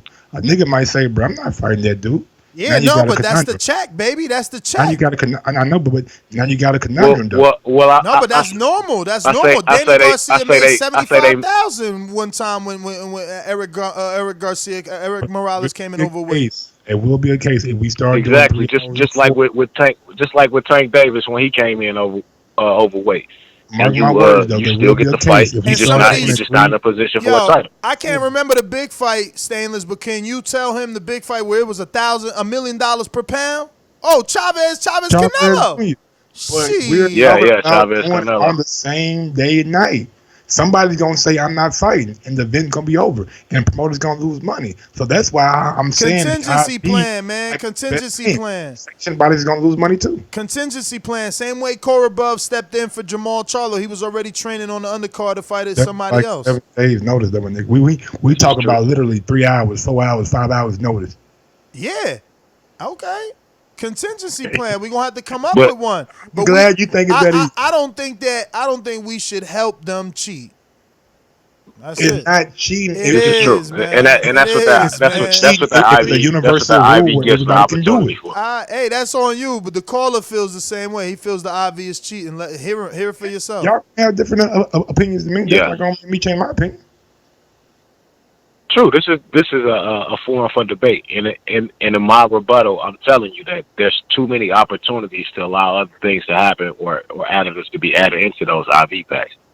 Unless it's something like a saline, which is just sugar water, then you're gonna run into those same problems no matter what. That's what I'm talking about. When you already got people who are popping dirty. Goddamn these saline packs we get when we go to the fucking hospital. Hydrate up. Nah, man, fuck all that shit. They cheating. No fucking saline. It's like Stainless said. Next thing you know, you find somebody saline pack in the locker room. That shit contaminated. Had all traces of fucking motherfucking Red Bull and shit. Nah, B. I just want to show you something, though. I know Mike ain't going to be able to see it immediately, but you guys can. Look at this. 2 weeks ago, look at this picture of Tank. Let me just zoom. See that? See that? Now look at this. Look at this picture of Tank. Man, how much did this hell 2 weeks ago? Hold on, bro. H-Money, talk to me. And even if it wasn't 2 weeks ago, listen, Mike, even if it wasn't 2 weeks ago, that's him. That's him. But we know that's a promo, and we know promos get shot maybe weeks or months before the fight, my nigga Ness. And it's still the same argument. Overweight man fighting in a division, struggling to get down. It's the same man miss weight. Did you see his face on the 21 hours ago? Look at Skeletor. I'm not showing it because he looks skinny or he's skinnier than the fat picture. It's how skinny. Look at his teeth. Come on, bruh. It's dangerous. The weight cut is dangerous. That's why we need IV packs.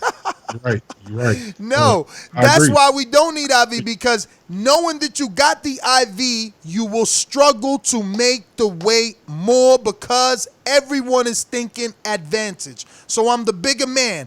Even Tevin looked crazy at weigh-in, bruh. He looked crazy he be sucked in, man. I don't know how they do it. God bless them, man. They better be careful. H-Money, Boomerang, talk to me.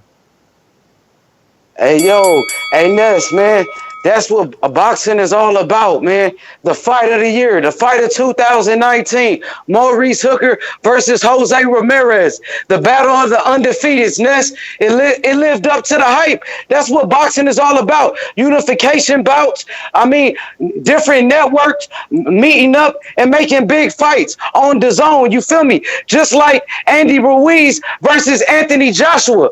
Just like Deontay Wilder versus Anthony Joshua. The biggest fight in the history of boxing is going to happen on DAZN. Anthony Joshua, he's going to knock out Andy Ruiz. And we going to get the biggest fight. Shout out to Deontay Wilder, the greatest fighter of all time. The best fighter in the world. Deontay Wilder, bro. We in here. Hey, Nunez, guess what? Devin Haney, he's getting ducked by Lomachenko. Eddie Hearn told him. Bob Arum said, no, we ain't going to fight Devin Haney. No, we don't want that. He signed with the wrong promoter. Come on, let's talk about it, man. Hey, Devin Haney, man, the next Floyd Mayweather. Better than Floyd Mayweather. Better than Sugar Ray Leonard.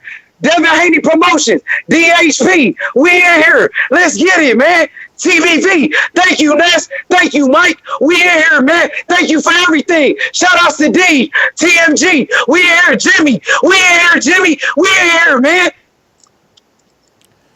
All right. We're going to Ringer. Lids low. Talk to me.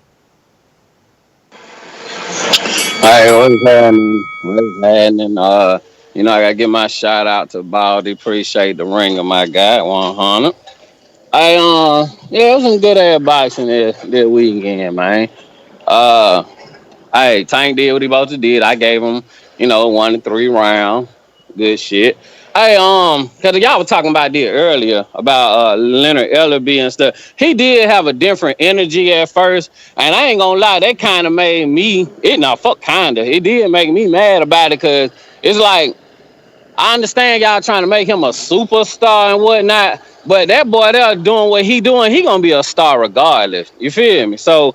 I started not liking Leonard Ellerby for real. Cause I'm like, man, he go with this bullshit. Now he want to tell me something. They don't need Eddie Hearn and all this. And don't talk like that, shouter. Like, come on for real, man. And goddamn, like I say, put the motherfuckers in the ring. If Tank say he won't goddamn Tevin, get that nigga Tevin, man. And that's how Tank gonna stay afloat. If he had these little situations, I mean, not like it's nothing big or nothing, but like with how him and Tevin going at it, that's cool. Now Tevin got that different energy.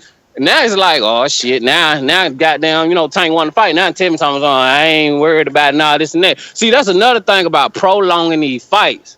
Like I said, with that A and B side shit. Somebody at the end of the day, like Wilder did, he like, well, fuck it then. I ain't gotta fight you. Then when you want to fight me, fuck you. I ain't gonna fight you.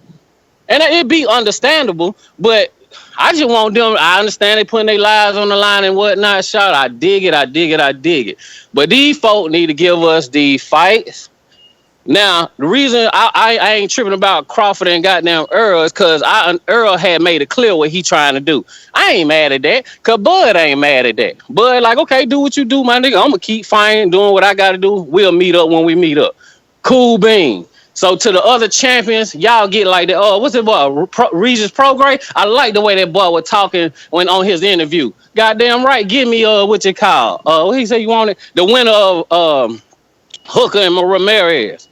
You know what I'm saying? Like, there's some good shit going on. We just gotta make sure these goddamn fights happen, man. I understand the A and B side bullshit. I understand people want their money. I dig it. Well, we gotta have these fights. 140 looking real good now. So we got 147, 140, hell, 130, and we got a lightweight that's cranking up.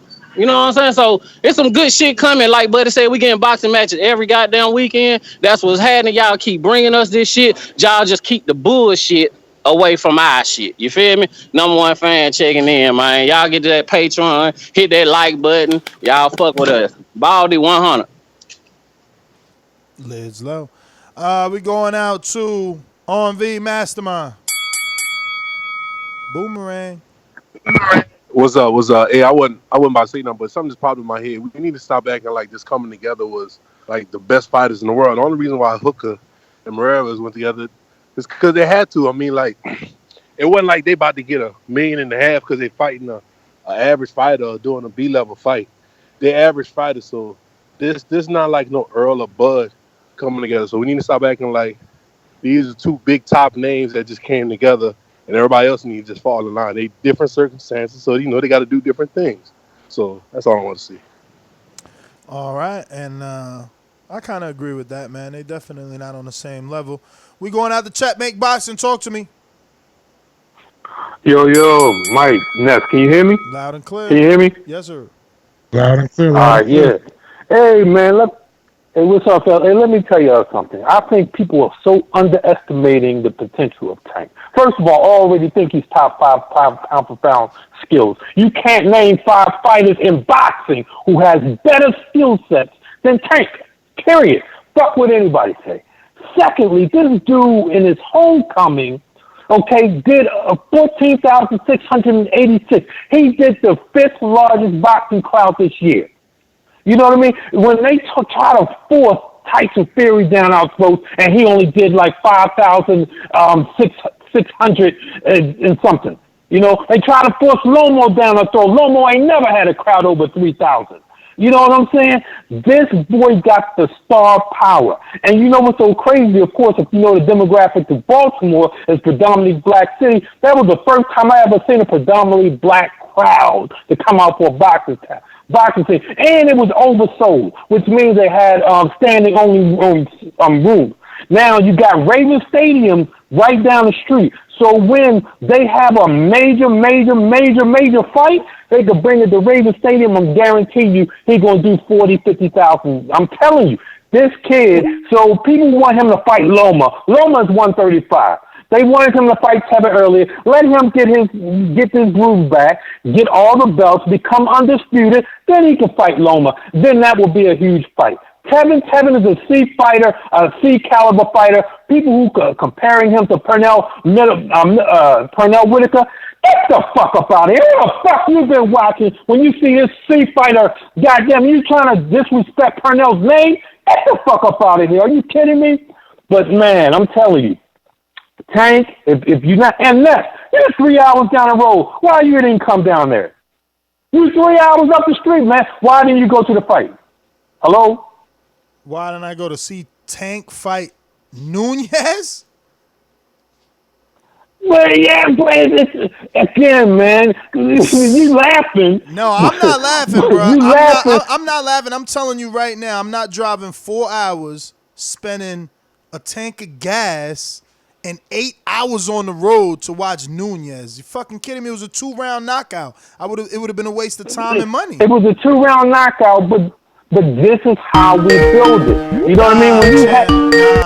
When you have you ain't gonna get the people to come out like that. Well, listen, I never heard of the Nunez yet. Never heard of him. But you know, and of course, I but I was excited to see. I didn't go to the fight because obviously I'm in Arizona. But if I was in Maryland, I went. But the point is, Tank is a star. I mean, look, bro.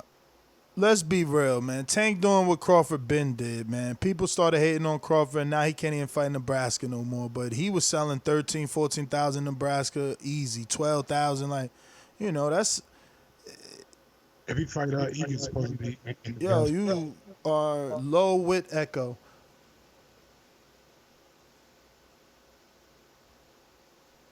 So yeah, man. I mean, look.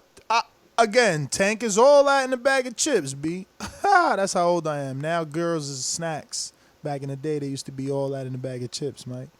But, yeah, man, I mean, like, he fighting Nunez, man. I'm not driving 8 hours for Nunez. You fucking kidding me? No, sir. Slug, in Baltimore, did you go see Tank? No, I ain't go, bro. I had to work, man. I hear you, man. We working, man. That's what I'm saying. I was working last night, too, till I fell asleep. Yeah, I wanted to take my wife, man, but she didn't want to go. But after she saw the fight on TV, she got. You got to get off that speaker. We going to let you go, man. I know you alumni, so I'm going to deal with you for one more second. But get that speaker gone. Oh, man. Yeah, you know. Yeah. But hey Nez, I got a quick question for you. Who's that dude that come on there, man, and sound like he swallowed the motherfucking microphone when he talking? He loud as shit. Oh, you talking about Age Money? I mean, he like blowing my speakers and shit. Well, every time I be listening when I be at work and shit. And all of a sudden, this dude come on there, man. He scared a whole motherfucking laboratory. I be like, what the fuck was that? But nah, we recorded the fight last night, man, and Tank did what he was supposed to do, man, and I really wanted to see him in there with what was the other kid name that was under 50 Cent? Gamboa. Gamboa, yeah. Gamboa actually looked good last night, man. You know, he did what he's supposed to do, but Rocky Martinez, that wasn't no measurement for him, man. Rocky Martinez was a bum before he was a champion, as a champion, and after the damn he lost the goddamn belt, man. He just need to retire, man. I never liked Rocky Martinez. Did you see how he pounded the canvas when he got dropped like he was mad? Yeah, man. He gonna pound the canvas like, what? I wasn't supposed to get knocked out, man. What the hell? Man, you wasn't supposed to be in the goddamn ring. Gamboa was supposed to have been in there with Tank. That would have been a great fight, man. And you know what else? Hell before no, I go, not coming off of that layoff, man. We got to give Gamboa at least 1 or 2 more fights coming off that layoff before he fight Tank, man. Tank a beast, man. You gonna be putting Gamboa chinny ass in there. Yeah, I know. But you know, Gamboa, he would have been a good measurement, Tank. Good measurement for Tank. But let me mention this before I go real quick, bro. What man. the fuck is we measuring? I thought he was a champion already. I know, man, but you know, he's an up-and-coming champion, and Gamboa already been in there for a long time. So yo, you sound he sound like Floyd and nothing that'll be Mike. He up and coming. He's a gatekeeper. He's like a gatekeeper. You know, Gamboa, he's still a viable opponent to me. But let me mention this to you real quick, Ness.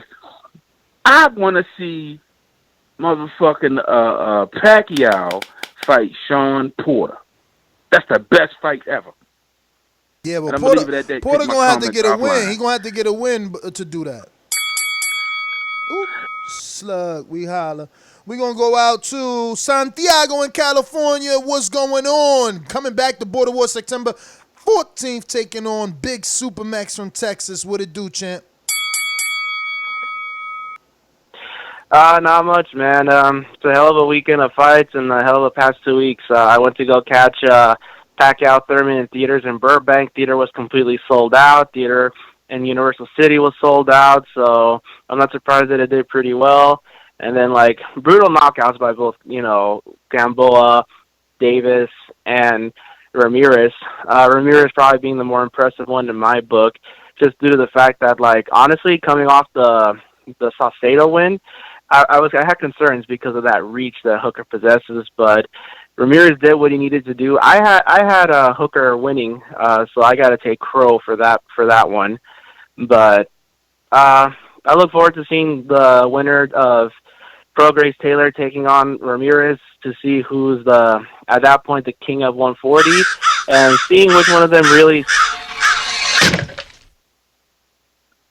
And then seeing which one of them really separates themselves from the rest of them, because someone was making parallel comparisons to Bud, but even though they're not on the same caliber of fighters that these guys have been fighting, I think Ramirez could be, or Prograis could be that next successor at 140. Obviously, with the PED scandals and the fighters that we've had dying, not a good look for Dylan White or any other users. Combat sports is a very, very tricky situation where it's probably one of the few sports where you deal with people having really, really massive weight cuts, and I can't really see, in the immediate future, like what they can do to curb that, because, I think the WBC and the IBF have it right where they try to find ways to, like, keep the fighters in check. California has been doing something like that where they're constantly weighing and reweighing fighters just to make sure that they're on weight and not on an unhealthy weight, because if they are seen as unfit to participate in the competition, they'll cancel the fight outright. So who knows what can be done at this point, but hopefully something to avoid these tragedies that we had, because it's a sad thing to have to, like, see these guys go out there, put their lives on the line, and then not just only come out short, but not even come out of it at all. If you guys have any questions you want to ask regarding any of the topics, feel free to shoot. Otherwise, that's my call, and I'll try calling in on the next Border War show.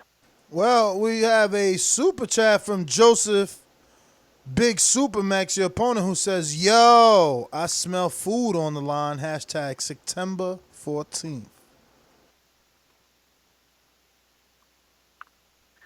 Yeah, we'll all enjoy some good food after the fact. I just hope he has those hands in his shirt if he's going to try to punch holes in me, because no fighter has left without being injured, even with punching me. Well, there you go. Let me get out to my boomerang in New Jersey. I mean, what up? What's good, fellas? What up, champ?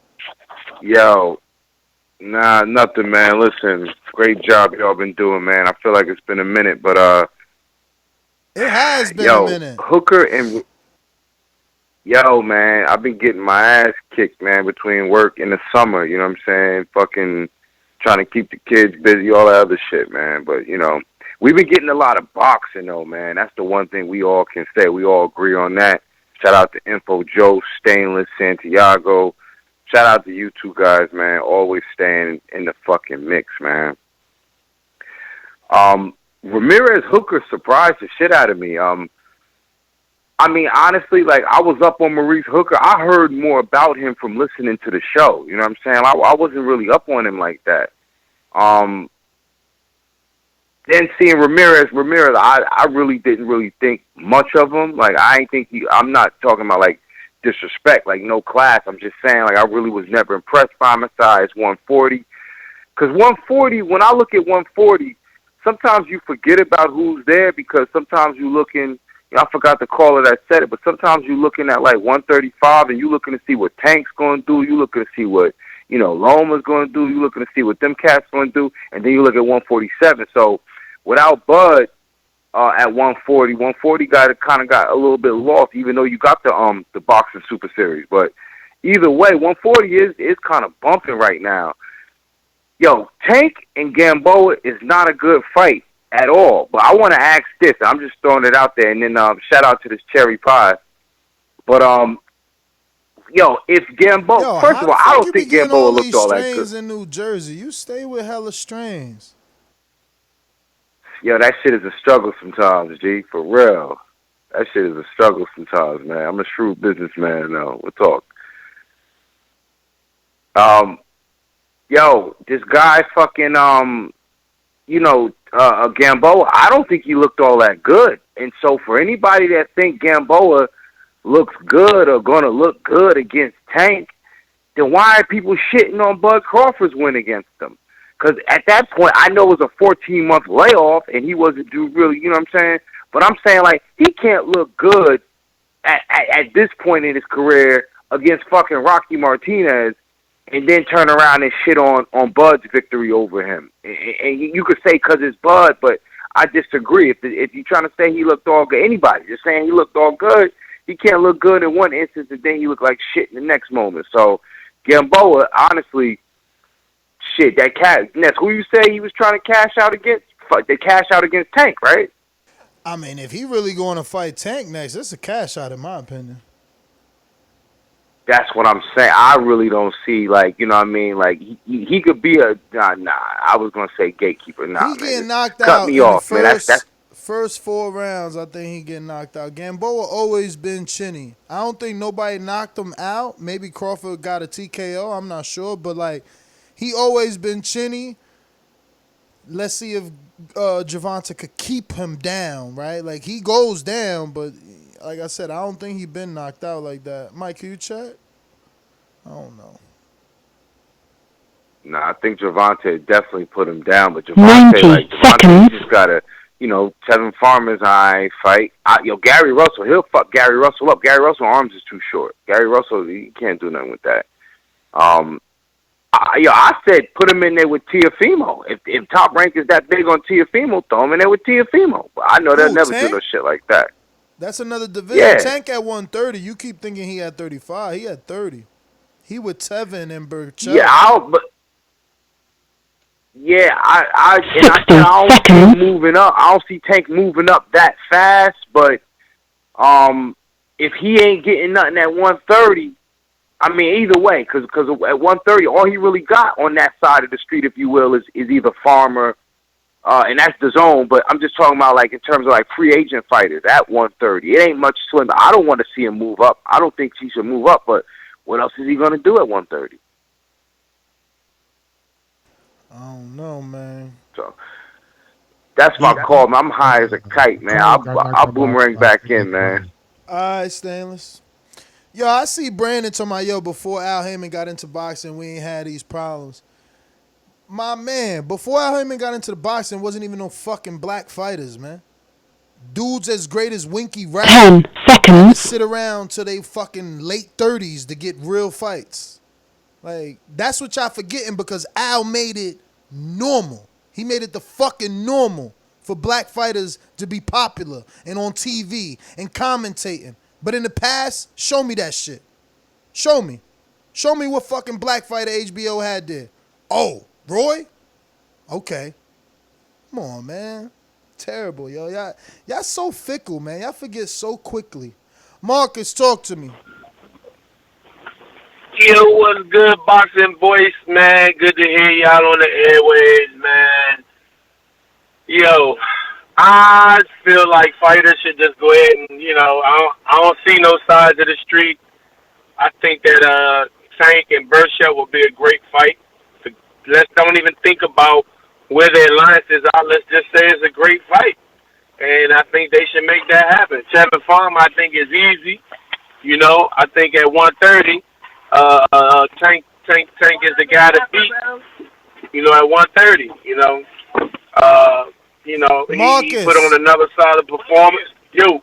Was you one of the 15,000 in Baltimore or what? Nah, I ain't go to B-More fight. I was at Data Share joint. That was unfortunate, but I didn't go, man. But shout out to Boxing Voice, man. Shout out to Tank Davis, man. Great fight. He really had the crowd, really lit. And, there's more fights to come in the area, man. And I think he got a bigger fight coming up. I think if Abner Mars come back around out of his retina, I don't know if that's going to happen or not happen. But if he does, that's a big I still name would fight. like to see That the ain't fight. no fight, though. That's a big name fight. That ain't no fight. You never thought Tank was going to lose to Maurice? Yeah, but at 30, the only fight that I say, I don't even know if I call it a 50-50, is Burchell.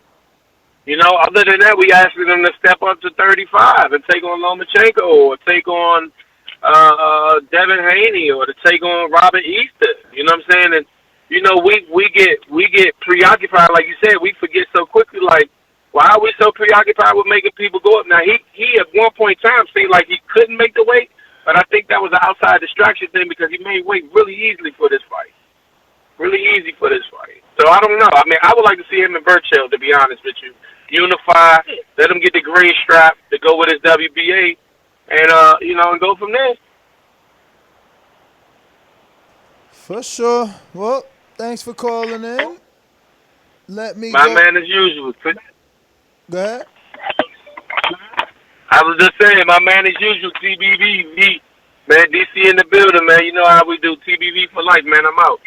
Marcus, DC, thanks for calling in. We're going out to Hurricane Ray in Miami. Talk to me. Yo, what's up, fam? How's everything, man? All good, baby. Good thing Can't that complain. we're keeping it. That's what's up, man. It's been raining out here, but other than that, we still shining, man. I wanted to touch on Tank because, man, he got the goods, and I don't know what's really left. Tevin Farmer, man, he's gonna smoke him out of the water. I don't know why we're looking up to that fight like it's gonna be like the next fight of the year or something because he's gonna smoke that dude. Tevin Farmer ain't got the goods like that, man.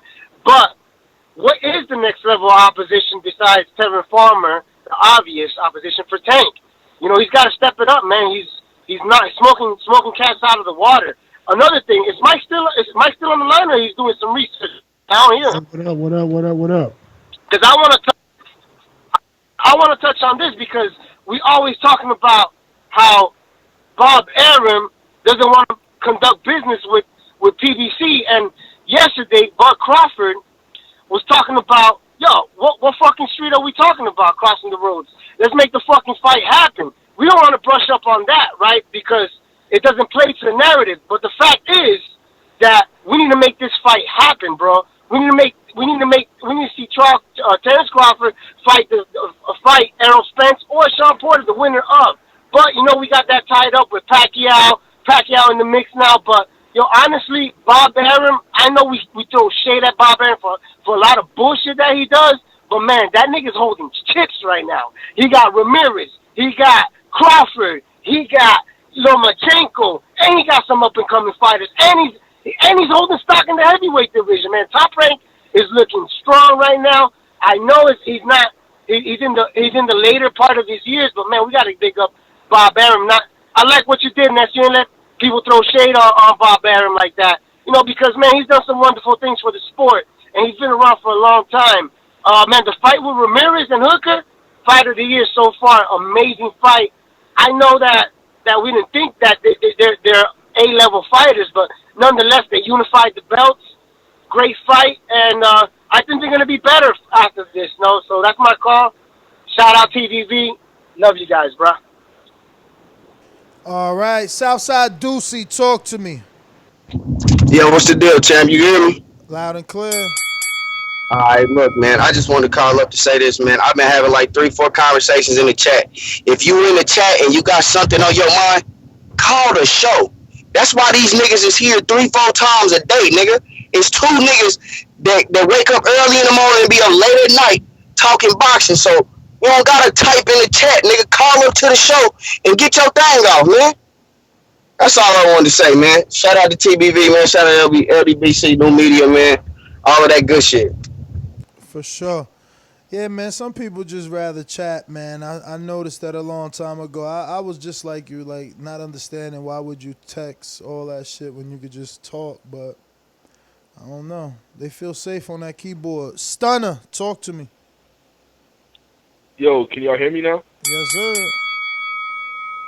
What's up, what's up? Shout out to the #1 podcast for boxing, man. The Boxing Boys. Yo, let me touch on these two topics, man. First, Dillian Whyte. Now, if y'all remember, man, I've been calling since, like, 2017 telling you about this bum-ass nigga, man. This dude, I'm telling you right now, Dillian Whyte has been juicing ever since the Robert Helenius fight. When he didn't knock out Robert Helenius, that's when he started taking the juice. Because y'all, how is it that Dillian Whyte's not able to knock out Robert Helenius, but Johann Duhaupas and Gerald Washington are able to? Can somebody explain that? Yeah. But let me touch on this too. I heard y'all talking about the Top Rank deal with Bob Arum and Pulev trying to get in between like unification. But this is what y'all are missing here, right? If Bob Arum was successful in getting like Andy Ruiz stripped while he goes to fight Joshua, right? Pulev's ranked #1. There's nobody ranked #2 in the IBF. #3 is that Euro dude, Ajit Kabayel. And #4 is Adam Konaki. Now here's the thing. Ajit Kabayel, he ain't fighting nobody. He's going to be stagnant in that spot. But next week, Ruiz fights, Konaki fights Areola. If Konaki's able to knock out Areola, I'm pretty sure the IBF is going to have him jump Ajit Kabayel or put him at the #2 spot. So if Bob Arum's successful and he got, Pulev a vacant IBF title shot, it's most likely going to be against Adam Konaki. And if that's the case, most likely Adam Konaki's got to knock out Pulev. Because if y'all don't remember, the last time Pulev fought, this dude was struggling with Bogdan Dinu. You know what I'm saying? Konaki's going to beat the shit out of Pulev. The PBC's still going to have all the belts. So Bob Arum can do whatever he want to do with that, but it's all going to be on the PBC side in the end. That's my call. All right, Stunner, thanks for calling in. Man, I hope Andy doesn't vacate that shit. That would be not cool at all. But, yeah. I don't like that concept either. Yeah, I mean, I hear the whole boomerang effect back, that it comes back to the house, but I would rather Andy go fight Pulev. Fuck that shit. Keep my belt. I would rather the IBF not do anything and wait till after the rematch. Isolrio Lara with the super chat says, Ness, will we have a September Mexican card? Yes or no? It ain't looking that way. It ain't looking that way. I don't even know why Eddie Hearn is trying to jump on that September 14th card with 6 weeks to go now. He's bugging. I'll stay away from that shit. But, I guess he don't mind doing $6,000. 6,000 ticket sales. That's decent in some markets. Joseph Rodriguez, Big Supermex, says Supermex versus Santiago Silent Killer will win fight of the night bonus. I hear you, champ. I hear you. Unknown Mystery says, do we really know if Spence can do that with anybody? Are we not giving Money Garcia any credit? Did Earl have another pay-per-view? It's true, man. You got to factor in Mikey, man. I get it. We'll see now, though. This one's pay-per-view, man. He's going to do it on his own. And look, I mean, don't doubt him, right? Because Tank just did 15,000. That's like, whoa. That's a lot of tickets, man, versus Nunez. Like, Wilder hasn't done 15,000 versus a Nunez. Like, Wilder's doing, like, what, 12, 13, 14 in Barclay? You know, with a name. Like, that's a lot. He brought him out. I thought Peterson was a draw, man. I remember going to Peterson fights in D.C., man, back in the day. It was lovely out there. I'm telling you, it's like a nightclub in them D.C. fights, man. I'm telling you. But, I don't know, man. Tank might be a star that they say he is. We got to see, man. It would be interesting to see what he does with Gamboa. But Gamboa not a big U.S. name, in my opinion, man. His lack of English, you know, is kind of fucking holding him back. I don't know what that division has to offer Tank, man, and who and how they can make him a pay-per-view star. Leonard Ellerby and Floyd keep saying that. I don't know. I guess with a Leo or Abner, they could take a chance on pay-per-view, but I don't see Leo or Abner as a test or challenge for Tank at all, man. But I'm your host, Nestor Gibbs. Find me on Instagram and Twitter at NestGTO, but you can find me easier tomorrow morning at 9 a.m. Eastern, 8 a.m. Central, 7 a.m. West Coast, 2 p.m. UK. Great weekend of boxing. Big up to Gervonta Davis for getting that spectacular knockout in the second round. I think Tank is well on his way to being a star. You know what I'm saying? They're moving him, in my opinion, at just the right pace. And hopefully we can get that Tevin Farmer and Tank Davis fight later this year.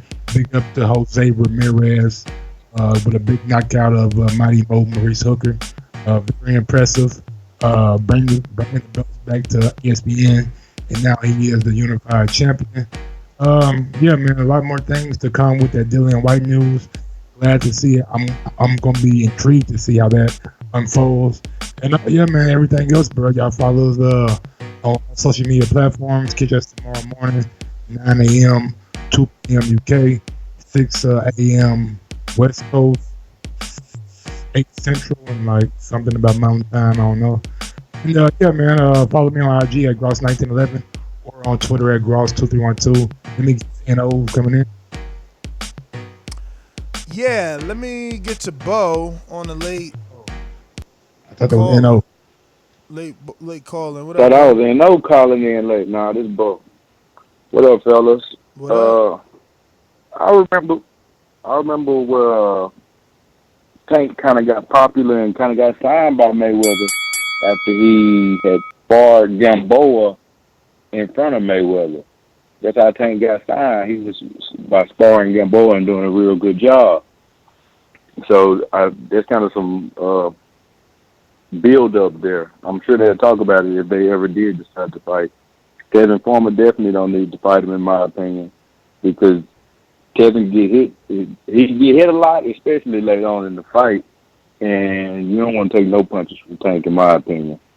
And then I watched that dude, Dylan Price, and I remembered something about him as well. I actually seen him lose, and they took the loss back due to the fact that his opponent had tested positive after the fight. So, and then I actually watched him again on the undercard yesterday, and he didn't. I like the guy, but he didn't look the best, you know what I'm saying? He's like 20 fighting a 30-year-old dude. They small, you know what I'm saying? I understand, but I watched him lose before, and he didn't look the best yesterday. And also, people be playing off that Billy Joe Saunders stuff, that he was using the nasal spray. But the other day I was watching Crank, and as I was watching Crank, I noticed that he was trying to stay alive, and he went to the doctor. And he was asking for like ephedrine or something like that, and they wouldn't give it to him. So the dude that was behind the counter, the dude that was behind the counter was like, hey, he was like, the nasal spray. he looked over there and went and grabbed a whole lot of nasal spray. So throughout the movie, whenever he was like on the fly or whatever, he would always just keep sniffing the nasal spray so he could keep his heart rate up and keep him pumped up enough to live. So, yeah. That Billy Joe Saunders shit, you people playing it off like nasal spray. That shit tough, man. It's hype you up. You know what I'm saying? I want some nasal spray. I'm keeping But real. yeah, Motherfucker, Dominic Ingle yeah, look that's that good. shit. I want some nasal spray, bro. I'm Dominic Have you ever Ingle's seen them? age, and my girl would be proud of me His if I had kid. his body. I was talking to my barber about it. You know what I'm saying? He watched boxing, hardcore boxing fan. And he was like, yeah. He was like, I give my son nasal spray. He was like, no wonder he be so hyped up after he get his medicine. You know what I'm saying? He got that shit in it, bro. And then they was talking about Dylan White test, D-ball. D-ball is the steroid. That's what Schwarzenegger and them took, bro. That's like the steroid. It's the base of muscle building when it comes to steroids. That's like the one you literally got to either take a pill or put it in your ass, bro. Put the needle in your ass. A or B, you do take the pill or you take the shot. It's D-ball. Look it up, bro. That's the shit. But that's all I got, man. Oh, man, on that note, peace. Yes, sir.